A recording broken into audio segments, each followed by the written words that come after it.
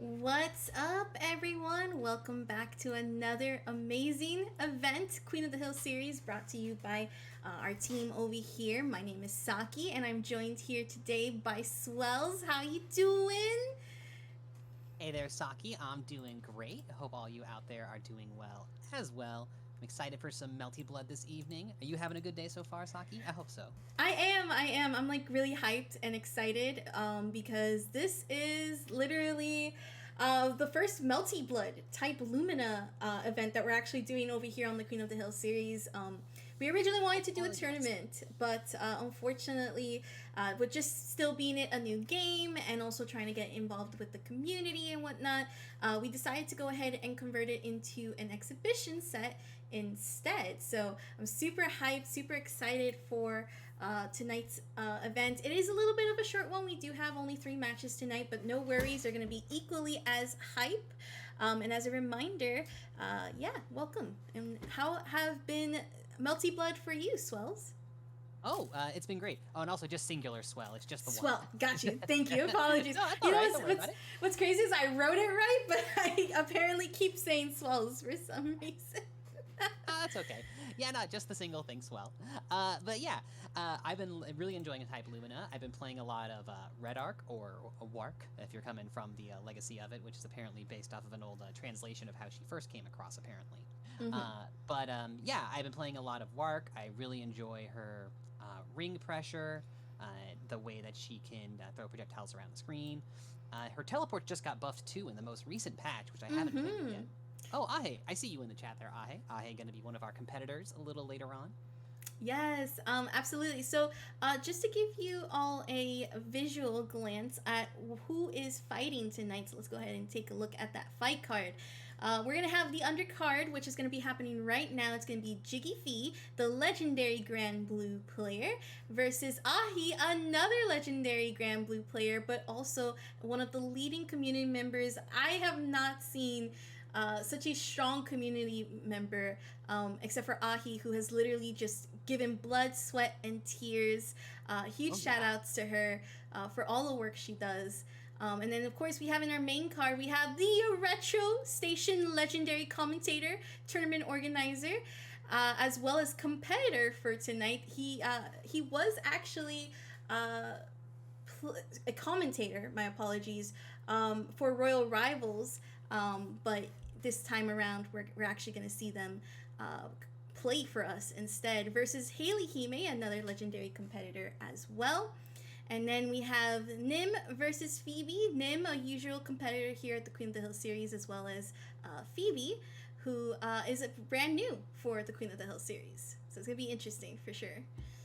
Yeah, Phoebe as player, I fought in Actress Again Current Code, the previous version of Melty, with her Satsuki. I think Phoebe is playing, I want to say, Roa in this current version of Melty Blood. Strong player, very very quick to pick stuff up too, and also does a lot of work in the VSAB scene, which is kind of cool. Yeah, absolutely. I'm going to go ahead and just raise you up just for a little bit. Sure. And I can tweak my game too if you need me to. Just let me know. Nah, I got you. Thank you so much. As a reminder, the Queen of Hill series is a series dedicated to the women and non-binary community of just fighting games in general. We do a lot of games here. We've done Guilty Gear Strive, we've done MK11, we've done as well as Injustice 2 and Soul Calibur, but this time, of course, we're just going back and we're going to go ahead and bring out some Melty Blood players, which, speaking of which, we're going to go ahead and check out our current Melty Blood players who should be over on our side right now. They're actually just getting ready. I'm going to go ahead and let them know that it is time for them to go ahead and actually play. So let's go ahead and get them ready. Yeah. Let's get to it. Of course, that makes sense there. Ahe playing on Coma. No surprise there. I know Ahe was playing on Ladiva in Grand Blue, so having the closest thing to a grappler makes a lot of sense. Jikifi on Roa. Okay. All right, I see it. Absolutely. Jiggy's Roa is actually really scary. Jiggy was out for the Queen of the Hill, I wanted to say offline, and definitely has quite a bit of mastery on the character. Very scary for sure. Great, I'm excited to see it. Oh, also, yeah, our names are on the wrong side here, too. But we'll get underway here. Alright, Jiggy has an initial opening here. It's nice that Roa being this little break dance there off of the 6Cs here. Oh, tried to fire up there. Call that out. That's great for Ane. So sorry about that. Give me 1 second here to fix some audio issues. We should be good now. Oh, Jiggy takes round 1. And this one's going to be going to first to 5 here. Yo, Retro, I see you in the chat there. What up, Retro? Been too long. Alright. I love the 99-second game in this, that you can actually like move around before the match starts. There's a couple different games that allow for that, and I just love it whenever I get to see it. I missed time the unblockable there just a little bit. I saw what she was going for there, because I can snuff out low shield attempts, which is what a lot of people try to go for on the but, oh damn, air dash in over.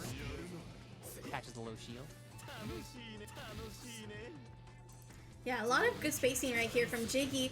Not gonna get the punish off of the burst, and Ahe able to respond appropriately with their own punish. Yeah, spending all that bar there though, but after you activate your heat, you may as well just spend it out because you're on the timer there anyways. Oh, goes for the unblockable again. Ahe is cheeky with that. Alright, Jiggy gets the heat activation here though. Snipes out at the shield recovery there. Yeah, your shield does have a little bit of recovery, which is actually influenced by how much moon gauge you have left there as well. Yeah, absolutely. Moon phase is a big thing in this game. It sort of determines whether or not a move is like safe, essentially. Also, I am so sorry. I know I'm not supposed to be playing. I'm sorry, okay? Oh yeah, I see someone in the chat here talking about how this game looks awesome. It's a lot of fun. It's very active. You got a lot of movement potential. There's a lot of clear decision points too. So if you're a newer player, you don't necessarily feel swamped by what's going on with it. Yeah, absolutely. One of my favorite things about this game is the fact that I sort of understand what's happening, right? So it's like. Oh yeah, I like that there too. I'm not sure why Jiggy would cross to the other side there. Like had the extension with the sea lightning there, like the lightning strikes that kept on going. But either way, able to assert some screen control here. Okay. Roa doesn't have like projectiles like a fireball, but he does have these like lightning strikes though, so can sort of control the mid-screen approach there, especially against a character like Koma, who doesn't have quite as much of a full screen presence as other characters might. Absolutely. Jiggy getting the momentum here, actually cutting through, getting the grab off of that fatal counter. It would just dash up throw. Absolutely, why not? Why not? I love how Roa says Vampiro when he does that throw too. Oh my gosh. I mean, Roa's like husbando material, so it works out, right? Yeah, he's in the people husbands who would take me out on a date but then make me pay.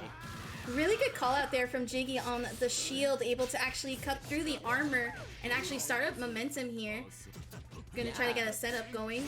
Another one gets it going. That's gonna be the round. Very nice. Jiggy here, looking in firm control of the set thus far. Going up 2 games. Yeah, Jiggy's looking really strong on that Roa for sure. Looking really good. I'm really enjoying just how they're playing. Ahi's doing a really good job too. It's just Jiggy's been able to call out consistently on just those shield moments so that Ahi cannot respond and actually try to do like a shield battle. So yeah, it's once you get sucked into the shield RPS war, if it can be a little tumultuous to try to make your way out of there. So yeah, good job not getting pulled into that there, or at least getting into situations where they can come out on top of it. Okay, back to it. yeah, you love to see the double shields, but here we go. Ahi going in, getting the jump in, gonna go for the knockdown, but Jiggy responding with another shield as well. Yeah, I got the BC extension there. We kind of leap forward after the shield, turn into a combo here, take some charge. Nice. Yeah, doing that, I believe it's called Moon Focus or Moon Charge. I forget the exact title of it, but doing that's becoming a little more in vogue now, just to like top off your resources and then gear you up. Those things out. Not quite enough damage here. Gonna need one more touch on Ahe here. Jiggy, though, in firm control. Ooh, gets the snipe with the lightning. That's gotta be difficult with Koma once you're pushed out like that, trying to find a way back in against Roa. Yeah, it can be definitely difficult for sure. That's what makes this matchup a little bit annoying, is whereas Kuma has to actually come in, Roa can just keep out. Really good call out there from Ahi, waiting very patiently to grab. Oh, we got an air grab! That low altitude air throw. Spacing was a tiny bit off there on getting that pressure after the air throw, though. Okay, Ahe here. Going for that unblockable once more. Worked out this time, though. Yeah, that charge C from Koma is straight up unblockable. You have to stand shield it, and then the only bad part though is that it throws out of the corner though if you have someone in the corner, which allows them to escape and get their own momentum going. Ahe though getting on the board with the round. And Ahe has also 4 meters right now to work with as well, so this is looking really good in the favor of Ahe trying to stay alive here. Yeah, gassed up right now, ready to rock. Oh, shield gets the launcher after the shield. Good stuff there. Dashing on up there, trying to get that extra momentum towards the corner. After the moon drive activate, you get those clash frames on your moon skills there, and Jiggy was able to turn that into a combo. Oh, good block there from Jiggy. Not gonna be getting the 8 full conversion on that punish. Was just able to just hit though. And here we go. We're seeing that space control. Checking this lightning there, coming in with a double overhead. Yeah, not every character can get a double overhead off their IAD, I believe, but Roa, that was popping me in the head when I fought against the Roa in a bit of a long set the other day, so I'm definitely feeling that pain that Ahe has there from getting tapped on the dome like that. Jiggy up 3-0. Yeah, really good stuff. Jiggy's just doing amazing. I definitely see Ahe like waking up and just trying to combat what's happening. So it's been it's there. She has the game plan. It's just there's a lot of things that you have to kind of take into consideration. Jiggy's just doing a really good job in not getting caught in situations where punishes are getting let go. So it's just been working out either way for both for Jiggy and not so much for Ahe at the moment. Yeah, and also and of course too, as Ahe is trying to piece this together too, Jiggy V, no slouch to competitive play and putting on the hat when they're trying to win. So, oh nice, got the fatal counter in the air, but unfortunately, because fatal counter in the air, you get the knockdown all the way to the floor. But unfortunately, the confirm didn't quite work out for Ahe there. Jiggy V is gonna be able to get this combo here, take some airstring. Oh, went in with the button, but didn't believe in the hit, and then went for the shield afterwards. Ahe able to score the touch after that. Going in with the Rekkas there. Ooh, a bit of a clash there. Oh my goodness. So cool. And Ro is just a cool character overall, and here we go, just getting the moon drive to keep the combo going. Okay, gets the restand, and here we go. Yeah, didn't quite have the damage on it, but scored the throw there at the very end to seal the deal. I was gonna say, oh, if they can get the kill off of this after the moon drive activate, it'll be worth it, but did work out though. There's the unblockable. Ahe trying to run in here. So one thing with Koma compared to other grapplers in games is that other grapplers you can make hitting the command grab like the entire plan. Like you hit one of those, you get effectively the damage that you might get from a BNB or something. But with Koma, it's not quite the same way. Like you have to turn your command grabs and your unblockables into Oki situation or into combo. Oh, gets sniped out of the air! That is just so smart there from Jiggy. It's like you said, that's sort of been the meta now, where instead of going for a meaty, just straight up trying to recover all that resource again, especially that one bar, which helps a ton. It helps quite a bit if once you have that bar, especially in these situations.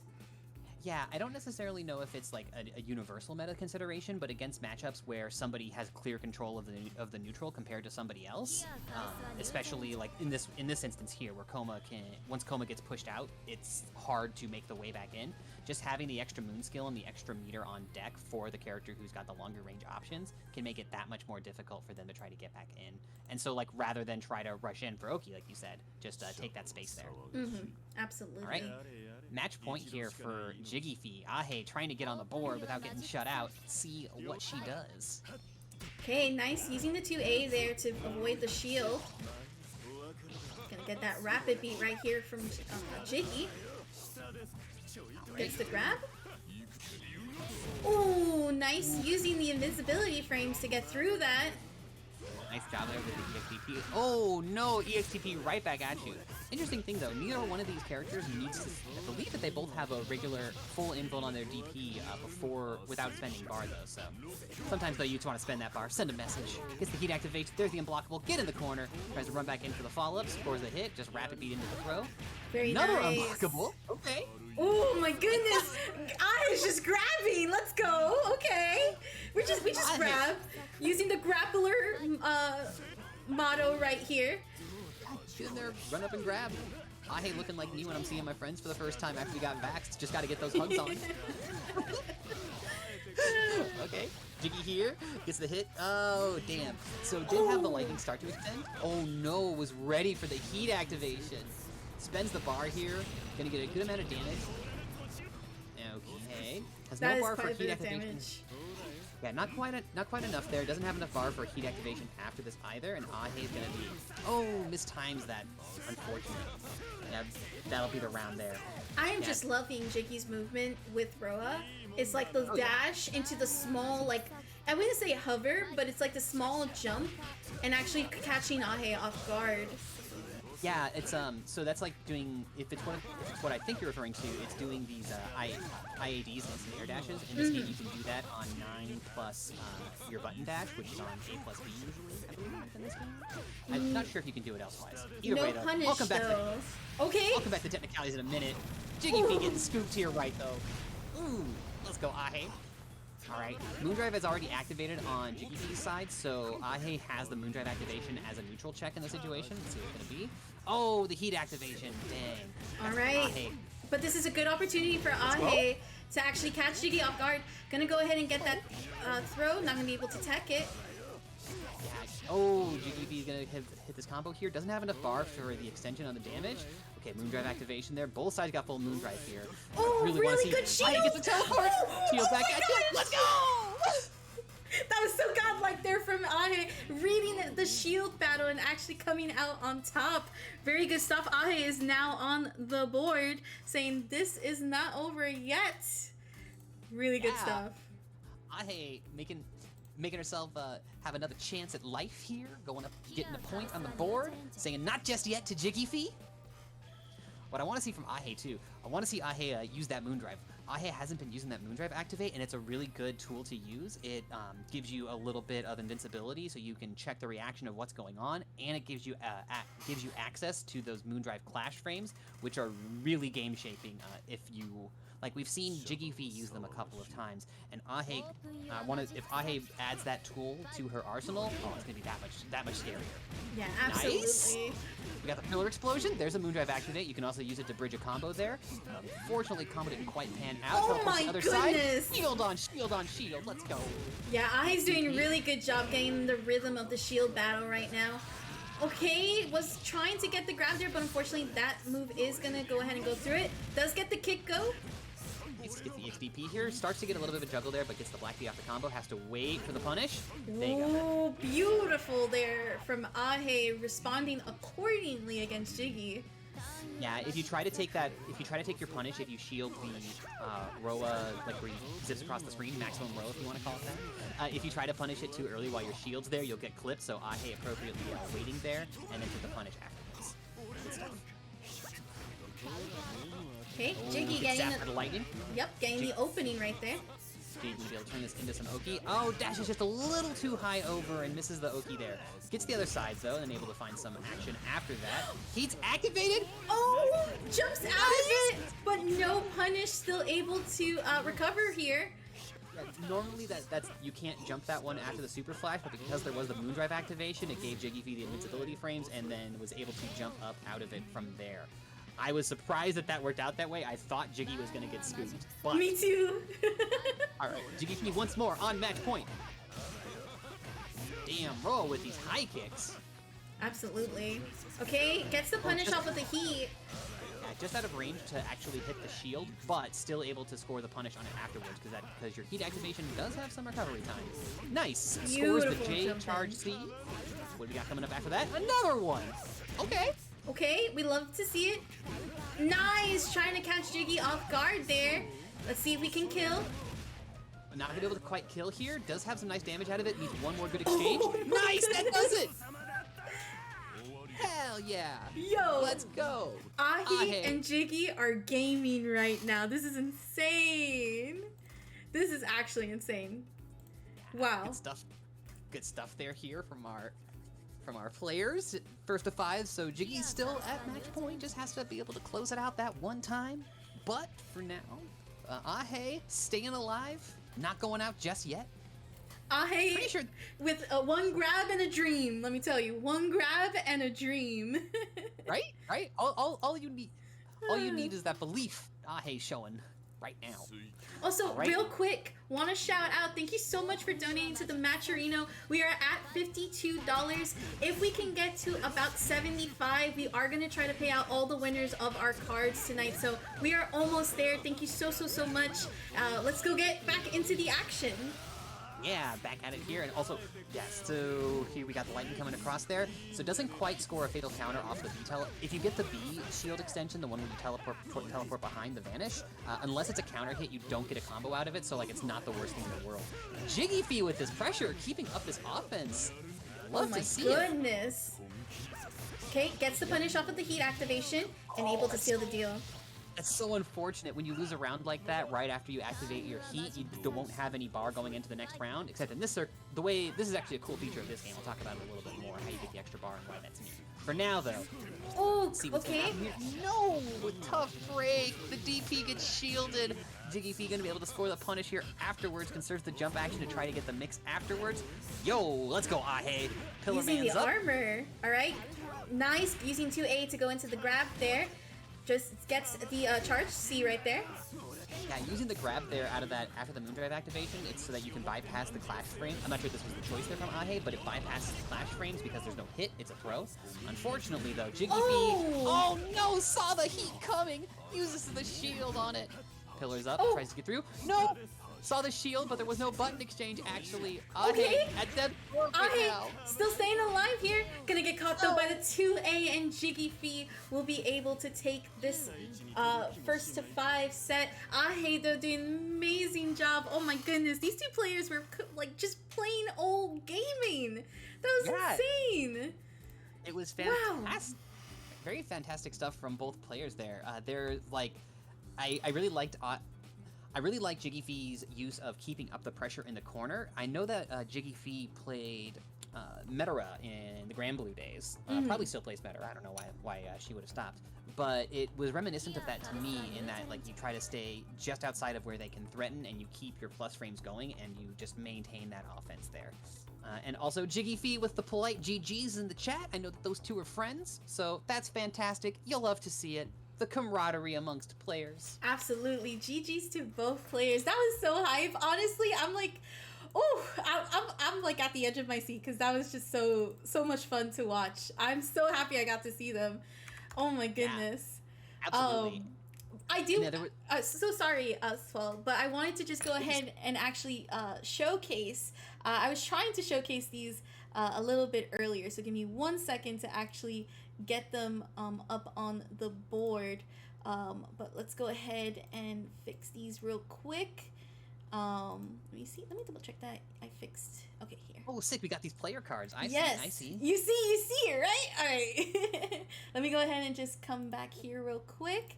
So we're gonna go ahead and showcase these player cards. We're gonna showcase, of course, Jiggy's and Ahi's first. We apologize. We were so hyped to just like jump into the match that we forgot to actually post them. And then we'll go ahead and show the next match's cards as well. So let's go ahead and switch over to that. So of course we have Ahe.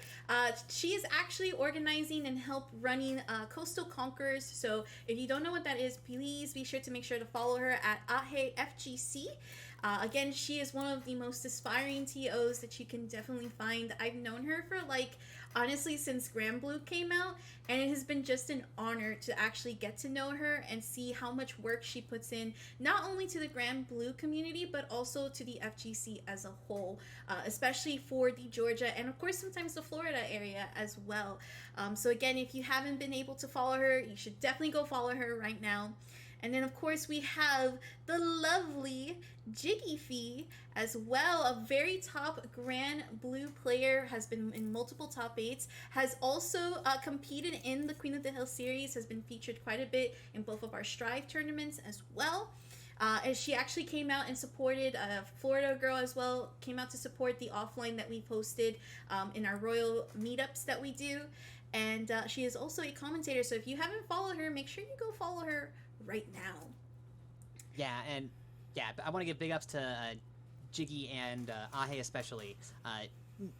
The Ahe was one of the first people in the Grand Blue scene that I started doing some stuff with, and I still have a clip from Ahe, from one of Ahe's streams in one of my from the Gates tournament when Ahe would run that.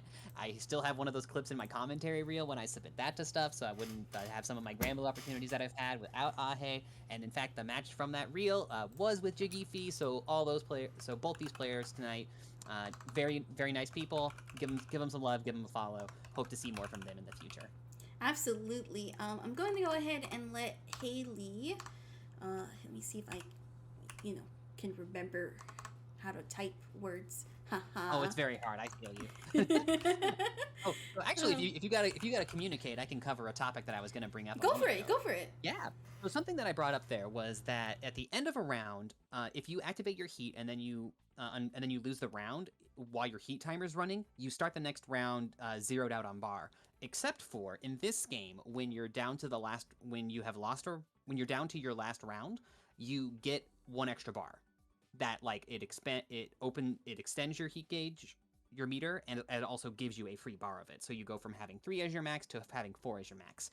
I'm just bringing this up because I saw a couple people in chat there talking about having a new impression of this game and not seeing it before. So I thought this might be a good review. It's not necessarily a comeback mechanic, but it does make it so that if you have suffered a loss of a round, you at least have something in the tank when you start your next round, and you're not completely without resource.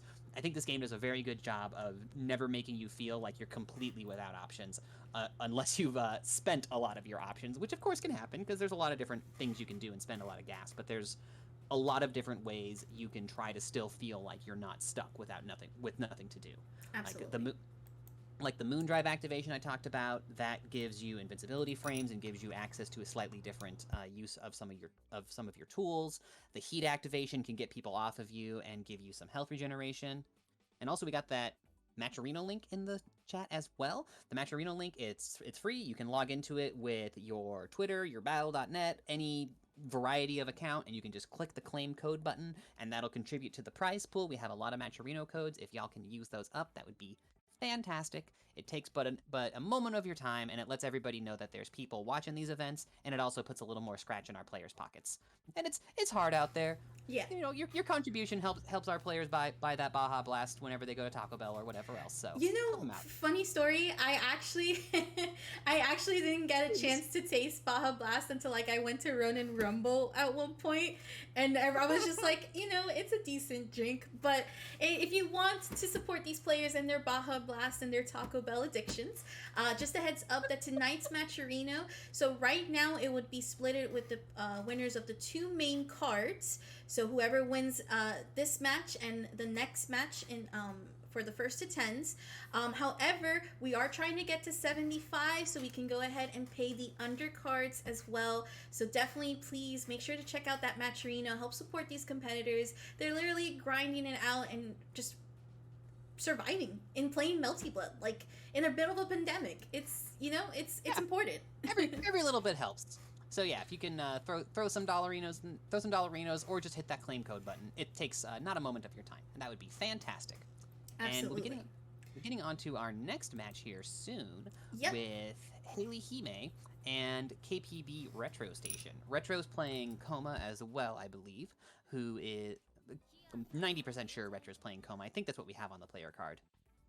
And then Haley Hime will be playing Akiha. And so Haley is a bit of a legacy player from older Melty Blood as well. Catch you later, Ahe. Thanks for coming through and playing. Be well. Haley's has experience in older Melty Blood, has played that for a while, and yeah, Retro Station. They have that Coma there. He's got that flash coat. Retro supporting the scene in a number of ways. I remember we ran into each other in the casual room at Combo Breaker some years ago when we played some indie game called Death Ball together. We hit it off there. Retro Station is quite lovely. Give them a follow if you would like. We'll have to see how they do in this match here. And then Haley Hime, as I was saying, longtime player of older Melty Blood, as well as a couple of a variety of other fight games. Been playing fight games for a long time, and plays Vyakiha in older Melty, and is playing Akiha in this one. This is her first time showing up on the Queen of the Hill series, although she is rolling off of I believe she's 2-0 in exhibitions that I think she's so. played in thus far. I think so. That I've been aware of. So yeah. Yeah, So absolutely. Retro Station's got a tall order here, but I know Retro Station plays across a variety of games and is a strong player in general, so if anybody can do it, Retro Station might be able to. Alrighty, so we're also waiting on Haley Hime. I did message in the chat, so we're going to give her some time to get in. But Retro Station says, also a Melty vet of a sort. Shoutouts to Retro Station. Actually, sick. I didn't know you played old Melty Retro. My bad. Yes, so one of the coolest things, I personally wanted Retro Station on tonight, because again, one of the biggest contributing community members in the scene, but also because I remembered that they were commentating for Royal Rivals, and not only was it really fun to hear them commentate, but I was like, I kind of want to see them play. I kind of want to see how hype they can be. So that's why I went ahead and reached out. I also want to shout out Swell. You have been an amazing co-commentator. Like, I enjoy commentating with you. I truly do. Oh, thank you. It's been a delight. It's nice to spend, nice to commentate with you as well. I feel like we have a very natural flow. It's nice to be here with you and the rest of your muse here on your channel. And I'm curious, Retro. Who are you playing in older Melty? I'm curious now to get that lore going on. In older Melty, I was playing CL myself, but I low key want to try old Melty, but I've honestly, like, I've fallen so in love with this Melty that, like, I think I'm a Melty player for life now. No, I feel you. It's like that. I started playing old Melty just because it was like during pandemic, it was really easy to fire up like quick and fast to like play with people, like because it has caster support, you can fire it up and play with people pretty quickly, and the netcode is better than a lot of other netcodes were for the time. So I just picked up playing that one a lot, and yeah, but new Melty's been fantastic. And older Melty, I was playing CL and I liked her a lot there, but like she's just different enough in the new one that like my brain can't cross it over. Yeah, for sure. So as far as I think we're still waiting on to see who Retro played in the old Melty, as well as waiting for Haley to appear in the lobby. She already responded. She'll be here in just a second. Okay, so it looks like Retro responds. Act Cadenza was Kuma Miyako. I want to say that's actress was Kuma, PCL, Miyako, and there's a Mekasui. Yeah, yes. Okay, so Act Cadenza was the version before the latest version, Actress Again Current Code. And Actress Again Current Code, that's where, if you're watching the chat here, you see that there's like the C and the F lining up there. Mm-hmm. You could play as almost like different grooves of characters if you're familiar with like CVS2. But like they were like wholly different versions of the characters. You had F Moon, Full Moon, Half Moon, and Crescent Moon. So like Crescent Coma was different than F Coma, so on and so forth. So that's like, which is a lot of characters, but that's also like the end version of the game. So like when you get like deep in a game's versioning, there's like always a bigger cast. Like look at Street Fighter V now compared to Street Fighter V 3 years ago, you know? Oh, okay. Yeah, so you played, PCL is powered CL. Like, you know how CL throws off her outfit and has like kind of like battle garb in her super animation in this one? Yeah. Yeah, that's powered CL. Oh, okay. So she was a full character in that. And yes, there is a mech character. Mech Hisui is a character in the game. It's really cool. She's a little bit of she's kind of silly in that, but she's a full-fledged character, and she's good. Awesome. So I did... seen... Oh, sorry. No, you finish.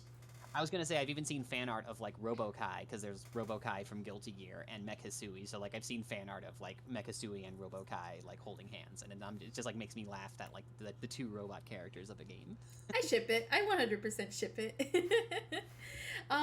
Real quick though, let's go ahead and do some ad promo. So first things first, of course, here at the Queen of the Hill series, we have our own official line. That is over on the Dynamic Focus store over on Acquire. There's gorgeous threads fit for royalty.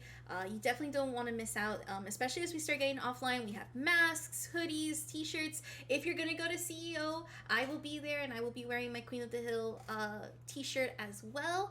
And then in addition to some amazing threads, you can definitely check out Dynamic Focus's new threads. Look at how gorgeous that blue is. Like, just everything in this line is like chef's kiss gorgeous. Definitely check out the acquire.ca/dynamic store so you can check out all of those threads to rep your favorite bird squad, and don't miss out on that as well. So yeah. So that mask looked clean. Right? Everything looks so clean. Yeah, like obviously I would love to not have to wear masks anymore, but you know, safety first. But if I do gotta wear a mask, I would love to look nice in it. So I might have to pick one of those up myself. And shout outs, of course, to Aziza, who is in chat. We love you. You, the queen of one of the queens here at the Queen of the Hill series, big supporter, as well as shout outs to Dynamic Focus, to them as well, the Bird Squad. But yeah, and you know, there's something else I wanted to mention too as well, Swell. A little bit talking about from that match before. You mentioned throughout the match about the moon skill, right? Yes. And a lot of newbie players, when they first pick up Melty, because I know I was feeling this way as well, didn't really understand the purpose of moon skill. But the fact that it has so many properties that can actually make moves so it's not so much punishable but safer in a lot of situations, that has a lot to do with how a match can go, right? Oh, absolutely. So using your moon skills, the moon skills are enhanced version of your moves, which are not necessarily like an EX version of the move, like if you were coming from Street Fighter, but they have some sort of enhanced property to it in some regard. So like, for example, your DP, your Dragon Punch, your Uppercut, whatever that equivalent is on your character, if you use the moon skill version, you can jump cancel those after they hit, or if you even whiff it even. Now, the moon skill versions may not have invincibility though. However, once you activate your moon drive, your moon skills all get clash frames. So you can go through stuff that you might not normally have been able to. So that's why there's a frequent you'll see in a lot of scramble situations, someone will activate moon drive and then try to use a moon skill to get out of the situation from there, because the clash frames will keep them safe. It's a little bit weird when you start seeing it, but like you can see at a certain level of play, you'll see situations where you'll see like 5 clash frames back to back as like both sides are trying to mash out their clash options after activating the moon drive and stuff like that. So we didn't see too much of that get used in our first set of matches there, but once those do start getting used, they very much shape how a game is going to play out there. And understanding which of your character's moon skills are your strong ones and appropriate for the situation is very make or break. So if you haven't played around with them, they are very much game shaping and will add a lot of utility to what's going on. Oh, we're getting into our match here. Fantastic. Yes, we are. Let me go ahead and just fix these names real quick. I know how it is. You're managing everything at once. Give it up for Saki here, too. Saki is commentating and organizing and putting the stream together. It's a lot of work. Haley Hime on that Akiha here, dancing around here in the air, trying to get control of things. Retro Station trying to find a way around this here. Go ahead and take the early moon drive activation. Ooh, crosses to the other side with moon skill with that jump cancel afterwards. Gets blessed on the dome though by Retro Station. All right. Haley here scoring the first clean hit. Not quite able to complete the combo there though. Yeah, using some of those rings that Akiha has, a very strong set play tool, and it also can control the angle at which people can approach as well. Yeah, really good stuff there from Retro Station to not so much be too aggressive, but wait for that opening. And here we go, Haley. Oh, that was a good anti-air. Yeah, like there's not very many grounded buttons that are good anti-airs in this game. Wow, that was such a weird interaction there. So normally, wow, okay. So normally the Akiha super that we saw there is a command grab if you are close enough, but the way that Retro Station spaced that out though made it work as a strike. It also acts as an airstrike if it doesn't catch in the grab frames of it on the startup. So that was just such a weird interaction that broke out there. Oh no, Haley goes for a low shield after the moon skill activation gets hit. Okay. Haley here scores a throw. Nice. Yeah, that's really important for Akiha is to get those rings set up. Gonna keep the combo going, gonna back out. Nice, creates the mix-up with that blood burst right there, or heat burst. Yeah, it's a scary situation when Akiha gets you in the corner like that too, especially with that setup that Haley was using there, because you use the ring, and if somebody tries to stand to shield the ring to get out, you time it so that you get her 2-2 skill, whatever the, I do not remember the name of that one, but where she kind of like thrusts her hands downward. That hits low, so that'll catch out shield attempts.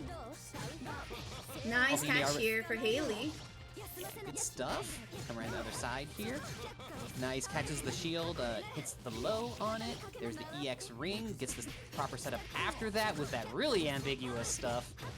Really good cross up there to also open up again. Gonna try to do it once again. More. Succeeds. I love it. I love to see just that setup play when it comes to Akiha. Just because a lot of the times people, like, yes, she plays very strong around those rings, right? But it's really important to keep in mind that she has to set it up properly. If not, sometimes some characters can go under it, and it's like a whole deal. Yeah, so like if it's you can get the sense of a player who's got their setups down and the player who is trying to improvise through their setups. Haley is got these pretty rehearsed and practiced, which is like in this game too. It's a little easier to get those rehearsed and practiced because they are on. It's all fixed wake up timings. In older Melty Blood, it was unique wake up timings for all of the characters. In this game, they're all standard. Whoa! That interaction was I'm a little shocked at that, not gonna lie, because Haley had the read, but the armor off of Kuma was able to just go through it. Yeah, I was shocked that that worked out that way. Oh, there it was again. Yeah, Retro Station keeps trying to go for these high shields on the ring setups there, and Haley is ready for those with the low options. Retro Station, though, taking that round. Retro Station took the first round in the last game, too, I believe, so yeah, definitely something here where Retro's showing that they can draw blood. Just gotta get this down and seal the deal here. Game 1, though, this one's going to first to 10, so we're in for a long haul with this set. Yeah, there's a lot of adaptation that Retro can do.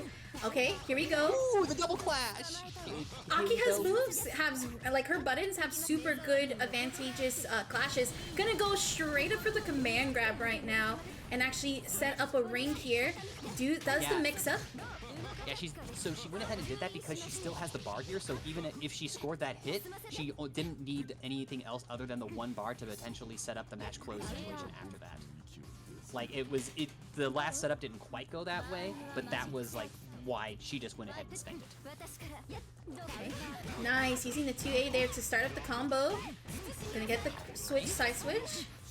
Retro Station here, looking nice coming out of this. Blocks the ambiguous thing there. That Akiha JB, oh, that button infuriates me. The one where she comes down with kind of like, with her hand down there, because it hits a little bit on both sides. Ooh.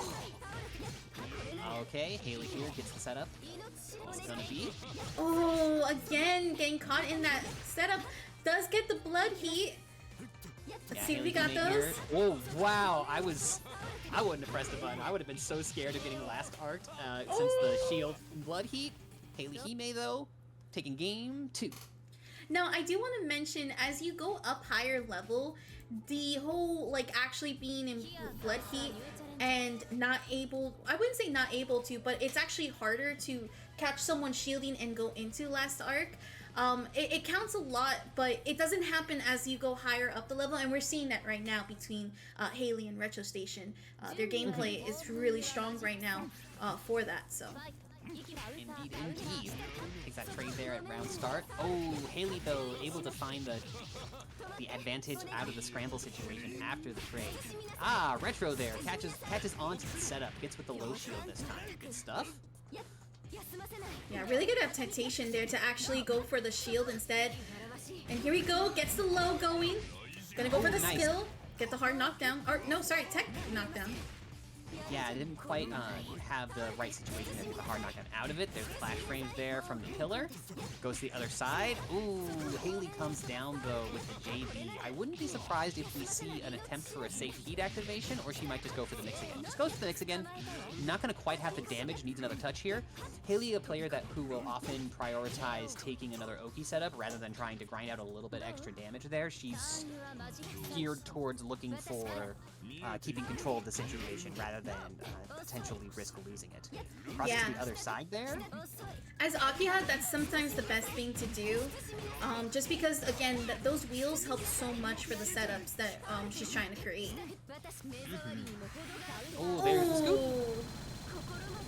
Also, interesting mechanic with that one, it increases how much recoverable health she will get out. She has as well, leaning into that those vampire-esque aesthetic that she is. Alright, jumping across here. When her hair goes all red. Oh, that was so weird how that worked out off of the clash frames. It actually might have been armor framed. I'm not totally sure. Haley Hime though going up 3 games over Retro Station thus far. Really Retro Station though, putting up a fight in these. Like these aren't completely swings in one direction or another. Yeah, not at all. Like I can see, like in that round, Haley did not let the first round go to Retro Station. But this is one of those things where right now the score is not telling the full story, right? The fact that these two are actually going as they are going, just the back and forth, it definitely tells a different story than what the score is showing. Oh, Haley here scored the initial hit. Retro Station needs to try to find their way in. It can be really scary, like once when you're fighting up against a set play character like Akiha as well, and you see how the setups are developing, and you can try to start to pick them apart, but it can be really intimidating because you know any touch is going to lead back into that trouble scenario. Here with the Moondrive activation, EX brilliant video. Nice to get the low.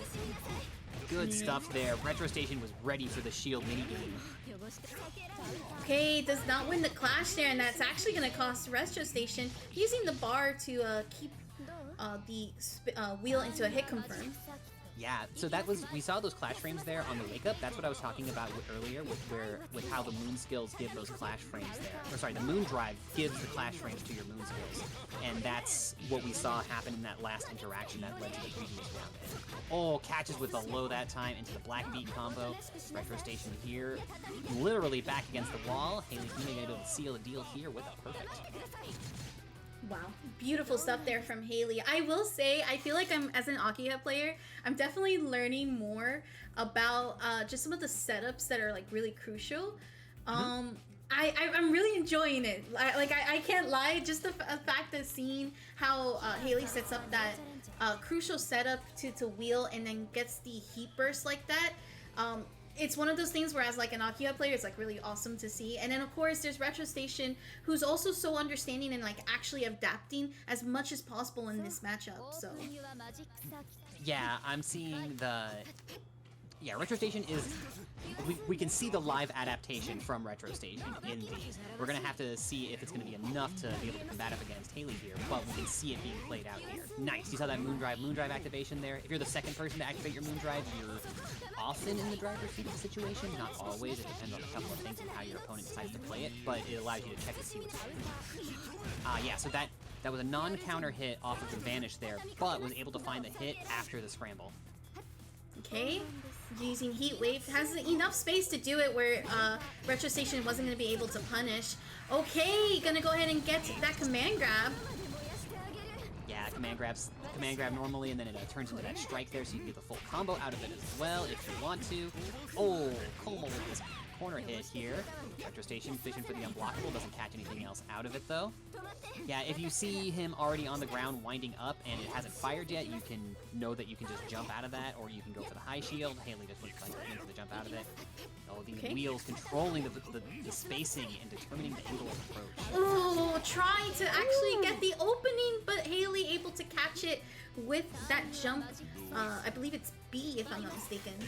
Yeah, that's her B, where her hands go downwards like that. Her C is the wheel, or is the kick, rather.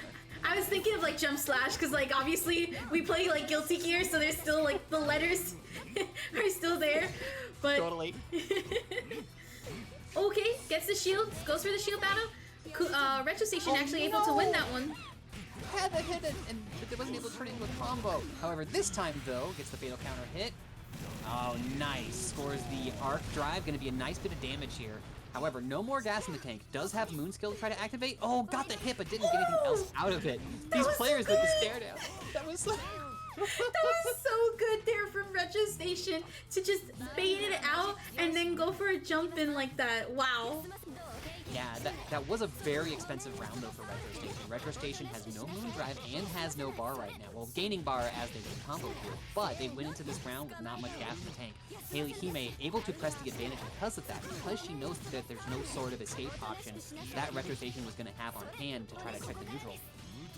Ooh, slightly mistimes the... Oh! Okay! Whoa.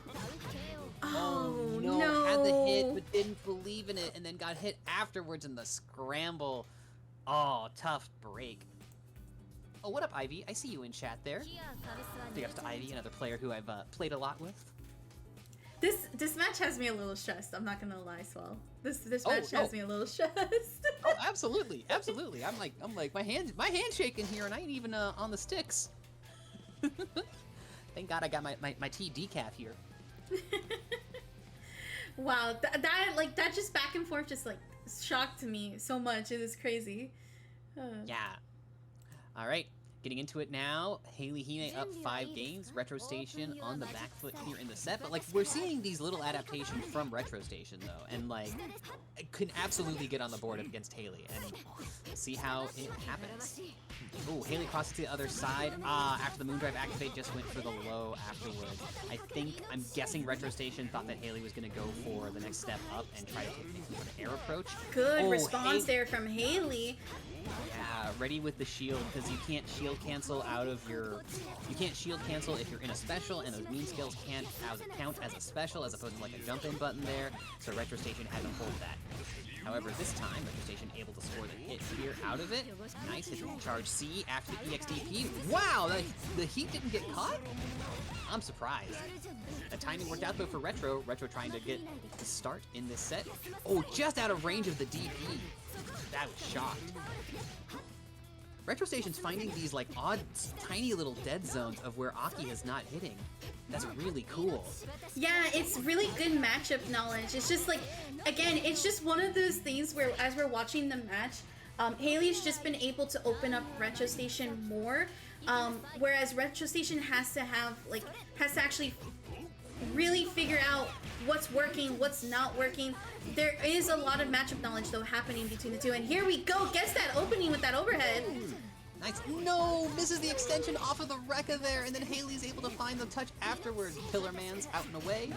Koma here. Oh no, got caught walking. Oh, just walking in a game like this where people are really fast and have long-reaching lows is very, very risky. Gotta watch your toes.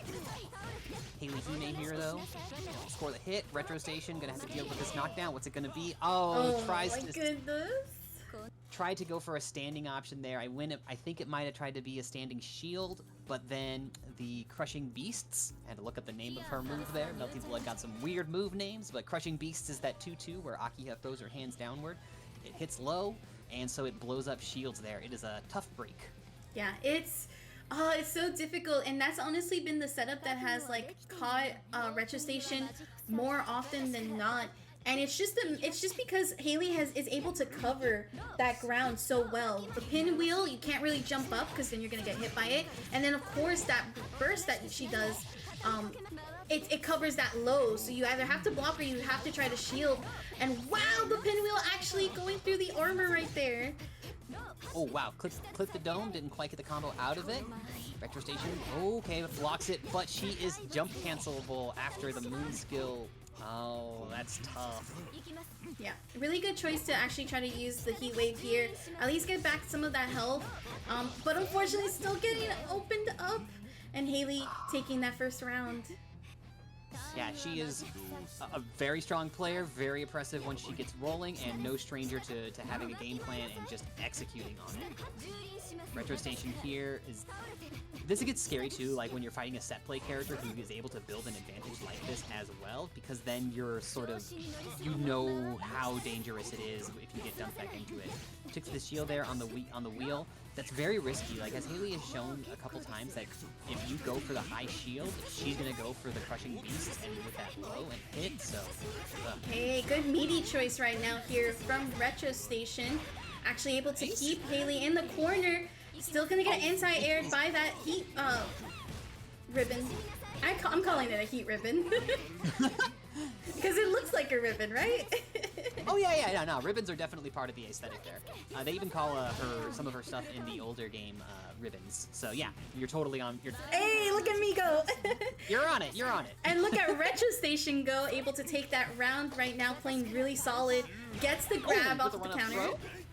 You know what I want to see from Retro Station? I want to see tighter Oki setups, because that's also been one of the distinctions of these matches here. Haley's taking these touches and turning them into very specific setups where she has a plan of how she's going to execute once she gets the knockdown. And I feel like Retro Station, even though they're getting these hits and getting this damage, it's not always resulting in a controlled circumstance afterwards.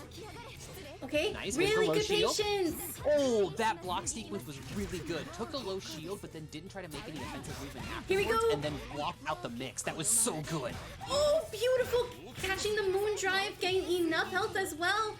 Okay, using the armor to go through the ribbon. Oh, yes! Uses the moon. Let's go, Retro Station! Let's go! Yes. Signs of life! Retro Station getting on the board here. They are showing I will not go quietly into the night. That was hype. That was so good right there. Oh my gosh. Oh my gosh. Oh, yeah. That was really good use of the moon skill, getting access to those clash frames once you're in Moondrive as well. That's one of those scary things about fighting Koma too. You get not just his clash frames, but you also get his armor frames as well. So it gives a lot of stuff that he has to leverage in those sort of scramble situations. All right, 6-1, Haley Hime, KPB Retro Station. Let's do it. Oh, it swatted out of the air. Damn. Okay, goes through the shield right there, thanks to the throw. Yeah, you have to shield that one standing. If you don't shield that one standing, that charge 5C will go right through any other defensive option on the ground. Oh, good opportunity. Nice tech there in the air. Gonna play some defense here. Unfortunately, getting caught with that low mix-up. He's probably looking at that charge jumping. Oof. Oh, catches with the ring. The brilliant wheel does the work. Tough break there for Retro Station. That's like one of the things too, like that's like so scary when you fight these legacy players in these games. And I know that Retro Station's got their legacy background too, but like they are not just familiar with like the specifics of their character, but they're familiar with the concepts of the character too. Like when you watch Haley's Akika run the mix and get that pressure in the corner, like you can see it like unfold all the experience that she has playing games and playing these characters. Okay. Right, the ring set up. Oh, with the ambiguous stuff. Okay, Blood Heat again. We did see Retro Station come back really strong the last game. Oh!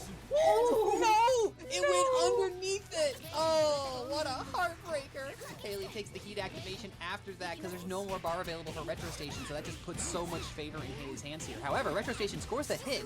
Oh, that shut off a lot of the heal time too of that. You got the Moondrive activation, cuts through to the other side. That'll be all the Moondrive. Okay, Retro Station has a chance to Moondrive activate here. This combo's not gonna kill, but it will dump down into the Oki situation. What are you gonna do there afterwards? Oh, okay. heat activation. There's the pillars. That'll do it. There it goes. Beautiful. Excellent stuff there from Retro Station. Retro Station piecing together a game plan with what they got and making it happen. Haley Hime got around here on either side. Haley Hime looking to extend this lead. Let's see how it goes. Okay. Gonna go ahead and set up the pinwheel. Using shield to try to stop Haley from going for any low options there. Okay. Brilliant wheel here. What's setup gonna be? Crosses the other side. Oh, that's so she throws in that one button as she's coming in to make that really extra ambiguous. Okay, there's the heat activation here from Retro Station. Oh, Haley gets the hit. No, does have the damage to close it out. That'll be perfect. To close it out and make the score 7-1.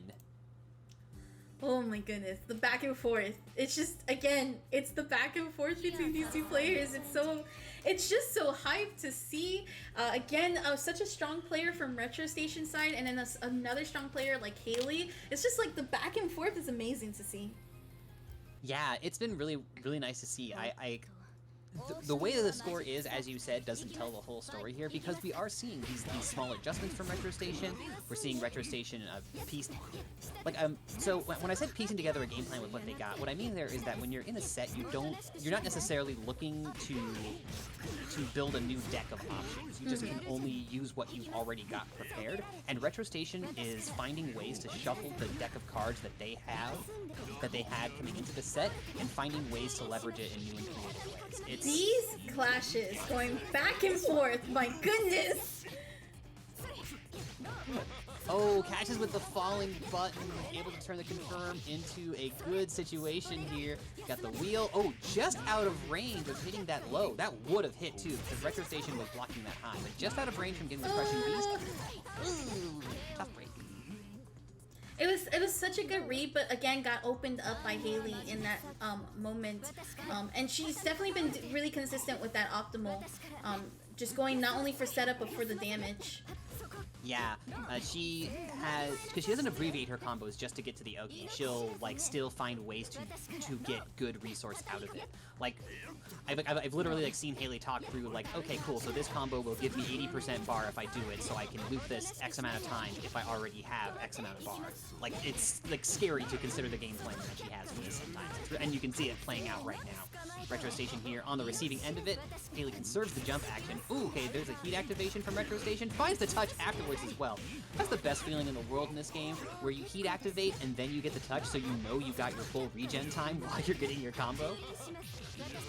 Ooh, and Retro Station, oh, still getting caught by that low. That has been just the bane of the existence for Retro Station right there, as unfortunate as it is. Yeah, it's a tough break for how that worked out there, but see what Retro Station can do here. That's gonna be, we're getting close to the end of the set here. If Haley can keep control of the situation, looks like Akiha keeping the reins on Koma. Alright, and here we go. We're gonna see Haley at 8-1 on the board at this very moment. Mm-hmm. Yeah, I'm glad these players are bringing it too. Like I know this made for an exciting exhibition so far. This has been a great time. All right, what's the offense here? Crossing through, uses the Moon Drive activate to be able to retain options there and create a mix-up situation after the jump special. Gets to the other side here. Get the Moon skill on both sides. Yo, I like it. Both sides running at each other here. Unfortunately for Retro, Haley able to find the advantage after it. Across the other side. Nice! Oh no! The armor not able to hold out for all of that pinwheel. That was a very long pinwheel. Yeah, it lasts like, it's like 4 or 5 hits or something like that, and they have a couple of other weird properties with how soon they go live. So yeah, okay. Haley there scores that awkward confirm into the air throw to close out the round. That was really good. Okay, does get the jump in right there. Gonna go ahead and set up a pinwheel. Brings out the pinwheel.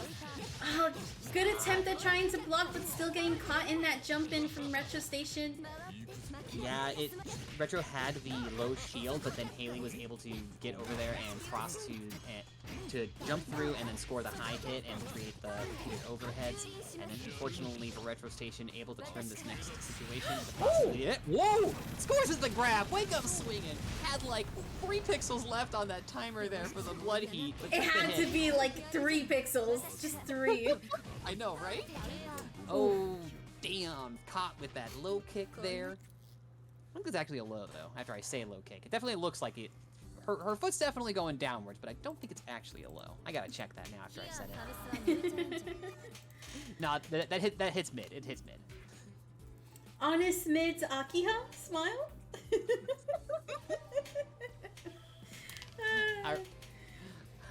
All right, so... I shouldn't say that. I know my character is privileged, right? Yeah. Actually airborne Akiha? I don't know. I don't know how we want to alliterate this here. All right. We're at 9-1 here. Haley Hime with the advantage. Retro Station gonna have a long road ahead of them if they want to try to have a shot in this set still. But anything can happen in fighting games just like that. Retro Station able to find a touch there and get a little bit of offense going. Oh, Haley slides in with the low afterwards though. All right, brings out the setup again. Gonna activate Moondrive, but smart choice to not press just yet. Gonna be able to get that jump in. The clash frame there. Yeah, the Moondrive activate there was just to check which way the mix was going to be, which is not always the ideal way that you want to spend your Moondrive, but sometimes you gotta. Sometimes you gotta. You just need to see what's happening. All right, potentially match point, or set point rather, I should say, for Haley Hime here, going up against Retro Station in the first to 10 exhibition after a very strong performance so far from Haley. But Retro Station here might have a way to make an opening, just like that though with that shield.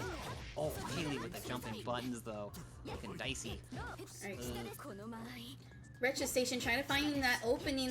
One big thing that I've noticed from Haley is that while she's trying to do that somersault, it is definitely been catching Retro Station off guard as he's not able, or sorry, they're not able to actually get a punish him.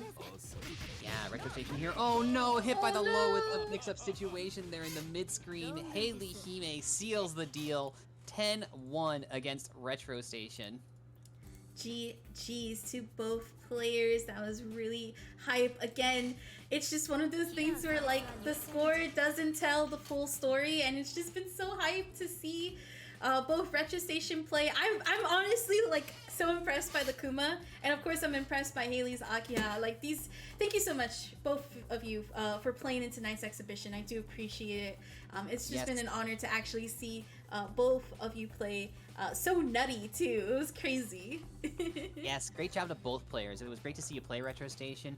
Tough break going in with how that went down, but I absolutely saw the adaptations. I saw the nice moments there. You are seen. You are known. I get it. I see what's going on. I'd probably get dunked by your Coma, so like, absolutely. But yeah, GG's to both of our players. Haley Hime walking out with the W here, but big ups to both players for participating. Yeah. And of course, I'm sure we will see more of Retro Station and see more of Haley in the future. Retro Station also streams a variety of games and is involved in a variety of tournaments, so if you want to see some other gaming stuff going on, give them a follow on Twitter. I'm pretty sure we have that on the player card, and it should be out there in the socials somewhere. I'm going to go ahead and show these player cards once again. Be sure to check out Retro Station. You can check out their right here at KPB Retro Station, and of course check out Haley Hime as well. She also is on Twitter. Get those games in. Indeed. And then as a reminder, just for everyone to remember, we do have a Match-Areno, so make sure to check out that Match-Areno. Again, one of the biggest things that I want to mention. Retro Station will be at Frosty. I will see you there, Retro Station. I will see you there. Yo, yeah, show up on Frosty here. It's rather, I will also be there at Frosty. I think I saw Retro Station doing mystery game stream for Frosty last time I was at Frosty as well. So, yeah, I would love to. I'm sure I'll run into Retro Station there, and it sounds like I'm going to run into you there as well, Saki. That'll be sick. Yes, that's the goal. I'm actually getting my plane tickets next month, so definitely 100%. I gotta get my plane tickets still, but I've got everything else booked though. But absolutely, make sure to check out that Match-Areno so you can help our competitors head over to Frosty's. Right now, we have the Match-Areno so that we can pay out both of our main card winners, but we would love to pay our undercard winners. We are trying to get to $75. Right now, the Match-Areno is at $55.10. So please make sure you get those codes in, check out all the opportunities, follow all the sponsors. Speaking of sponsors, let's go ahead and do a little bit of a show off to some of our lovely sponsors of this exhibition. So first things first, if you're looking for some threads to fit for royalty, the Queen of the Hill series has their very own royal collection over at the Dynamic Focus store on the acquire page. You can check out all of the cool stuff, especially as we go offline. You'll find hoodies, masks, all the works. It's gorgeous stuff. I'm going to be going to CEO and I'm going to be wearing it, and it's going to look awesome. I look awesome. Everybody's going to look awesome. Okay? And then, of course, up next, looking to rep your favorite bird squad, be sure to check out their new apparel line. Okay, their new apparel line that they literally just released like 4 days ago. Okay, y'all are hearing it hot off the presses. You guys gotta go check out this gorgeous line. All right, it's beautiful, it's blue, and you're repping your favorite bird squads. Shout outs to Aziza and to Dynamic Focus for this lovely apparel. Alrighty, so Yeah. would you like to do the introductions for the next players, Swell? Oh, sure. So for our next players, we're going to have Nim going up against Phoebe. Nim, if I recall correctly, is playing one of the maids. I want to say was playing Kohaku last time I saw her play. Actually, I'm gonna stop you right there. Hold up, let me show you. Let me show you the card. She's actually been playing Noelle. Oh, playing Noelle now. Okay. Oh, I could have sworn I saw Nim on Kohaku. Oh, if I'm wrong about that, Nim, I'm so sorry. My apologies. I'm doing a very humble bow here. But yes, Nim here, going to be on Noelle, has shown up in the Queen of the Hills series, as well as the Kunoichi events and other Royal Rivals events. Nim, I am eager to see how they play here. Seen them play in another tournament, and they absolutely were sowing some strong stuff, and I cannot wait to see how it plays out here as well. And then Phoebe. Phoebe is streams some Vampire Savior and runs a beginner's bracket for Vampire Savior. I'm not sure if the beginner series is still running. Okay, Nim clarified for me. Cool. All right, I wasn't lying. Nim played Kohaku when I saw them play last time, so I had it right there.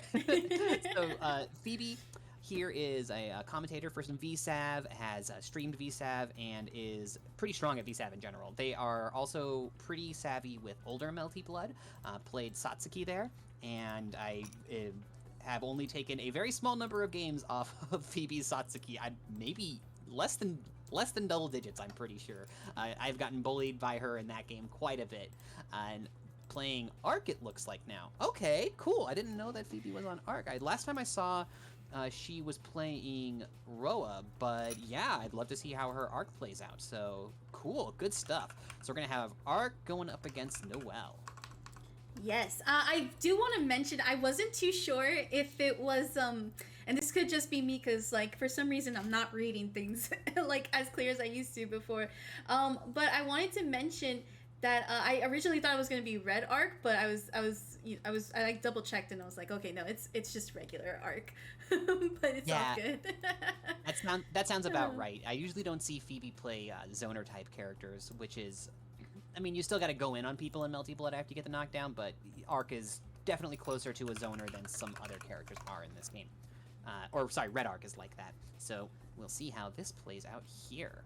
Yes, absolutely. I do want to again give a quick shout out because this is going to be our last match of the night. Thank you so much for everyone supporting, coming out here, playing as well to all of our competitors. We wouldn't be able to do this without the Queen of the Hill series and without you, the fans that actually support.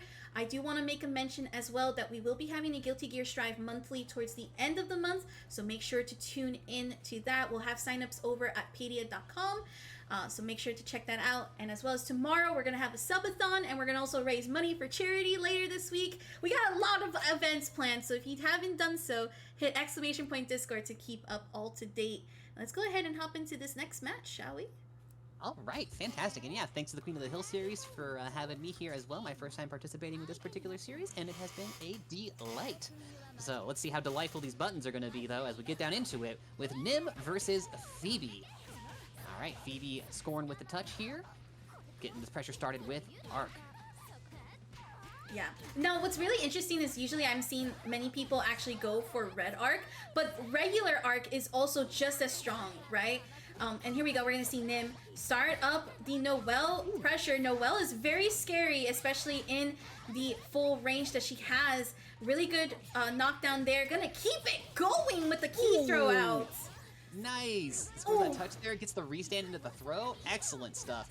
Yeah, Noelle seems like she can pretty reliably turn into very strong damage out of most situations here. What's the mix going to be? Both sides Moondrive activate. Takes a heat activation, though, once she started blocking that Moon skill. Phoebe saying, nah, don't want to deal with it.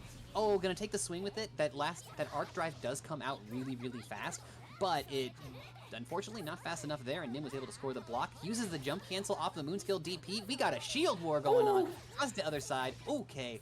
Recovered in time off of the shield so that it didn't get the fatal counter. DP's out. Just DP's again! Just the DP after DP. I do want to commend, though, both Nim and Phoebe have been doing a good job in trying to delay some of their attacks, because both of them are already in, like, layer 2 and 3 of trying to actually open each other up. But here we go with Nim. Gonna try to get the restand. That restand is actually quite dangerous for Noelle. It's kind of crazy. Yeah, I'm so terrified of restands because I have to like watch and like pay attention to like what's gonna. I actually have to watch the screen while I'm getting comboed when people have restands. I hate it. Oh, that restand into the low there. Nice job from Phoebe there having the block. I love Nim's pressure though with this. Like these two players like zero hesitation on going. Yeah, I see someone calling it out there in chat. That was the first round and these players are already like going at it this fast with the information exchange. I love it. All right, using the 2B to actually get going. Yep. Oh, okay. No! Came out just too high, but however, JC saves the day. Able to get the hit. Damn, this is the first to 10? How am I gonna... Ooh, we gotta... I know, that's what I'm saying. That's My what I'm heart's already saying. racing. Oh, scores the air counter hit. Very nice conversion there. I feel like that's something that you can see with some of the older Melty players compared to some of the newer Melty players is the ability to convert off of air counter hits, because that is game defining for how Melty Blood plays out. Good block here from Nim. Was able to get the side switch. Okay, gets the opening on the low. And this is, like, that's the other thing about Noelle, right? Is that she does so much damage, and Nim is really, like, actually showcasing that. Gets the tech, even though getting caught. Still gonna get caught right there. Phoebe here gonna be able to close it this round. That very nice work there from Phoebe. There was something that happened there. Phoebe DP'd, did the Moonskill DP, and then used the jump cancel, and then used a dash back to get back into a position to attack. It didn't work out in that particular instance, because then Nim was able to score the touch with Noelle. But just like pointing out, it was just an excellent display of using all your movement options, even if it, like, the individual circumstances, whatever. But it was just an excellent display of using all the movement options, as well as highlighting the power of the Moon skills by having that jump cancel and then able to turn it into the rest of your air offense. Such good stuff there from Phoebe. I think that should be game 1 to Phoebe, not Nim. Oh, my bad. Oh, that's all good. You're doing a million things at once, Saki. You're doing great.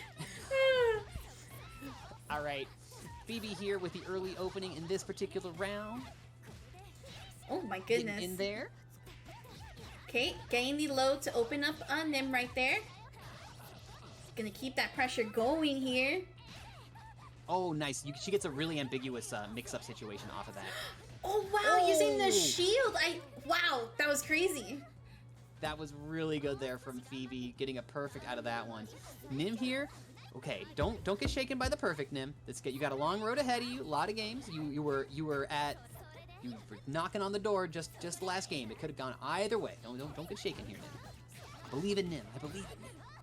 Nim's got purple hair too. I'm rooting for Phoebe, but Phoebe's already got somebody else cheerleading in chat, so I gotta be biased for Nim. What can I say?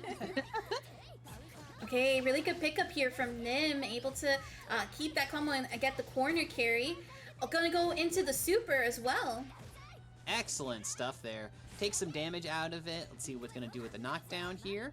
Nice. He takes the ring. Nice. Spaces out really perfectly. good bait. Yeah, baited out the heat, had the right spacing so that it wouldn't hit, however, not quite able to get the confirm off of it, but will able to get the kill afterwards from the following scramble situation. Nicely done there from Nim. 1 round apiece here. Both sides got Moondrive to activate, so both sides have some neutral control. Oh, okay, never mind, just takes a wake-up throw there. Oh, DP's out. No thank you to this dagger toss. That dagger toss does leave Noelle very plus if they block it. However, you have to block it, and Phoebe just said no thank you. Oh, wow, really close to getting hit by that shield there, but was not able to. Gonna get the clash going. Oh, Nim is like Nim is just like barely off on some of the spacing situations here, and it's like just a matter of like pixels. Oh my goodness. The way I was a little scared. Down there. Okay. Nice. Oh, black beat combo. Nice grab here to keep Phoebe in the corner. All right, okay, the heat activation there from Phoebe. Oh, scores with the JC, just goes right into the arc drive to take the hit. Nicely done there from Phoebe. Nim, once more though, in in striking distance of closing these things out, just like off by the tiniest bit with some of those, with some of the button placement in either scramble situations or trying to get a confirm out of it. It like so close, like you're right there, Nim. Yes. I'm pulling for Nim. I believe in it too. It's like it's like the same similar situation that happened with KPP Retro Station and Haley Hive. It's like literally down to the last round. It's just a matter of closing out here and actually get each other to that finishing line. And both players are just playing phenomenally as well too. So it's like it's just a matter of like the back and forth. All right, we're gonna get that restand going. All right, catches with the low here. That Noelle's far-reaching low goes very, very far. Dagger toss there, moon skills through. Yeah, there's those clash frames I was talking about after the moon drive activation.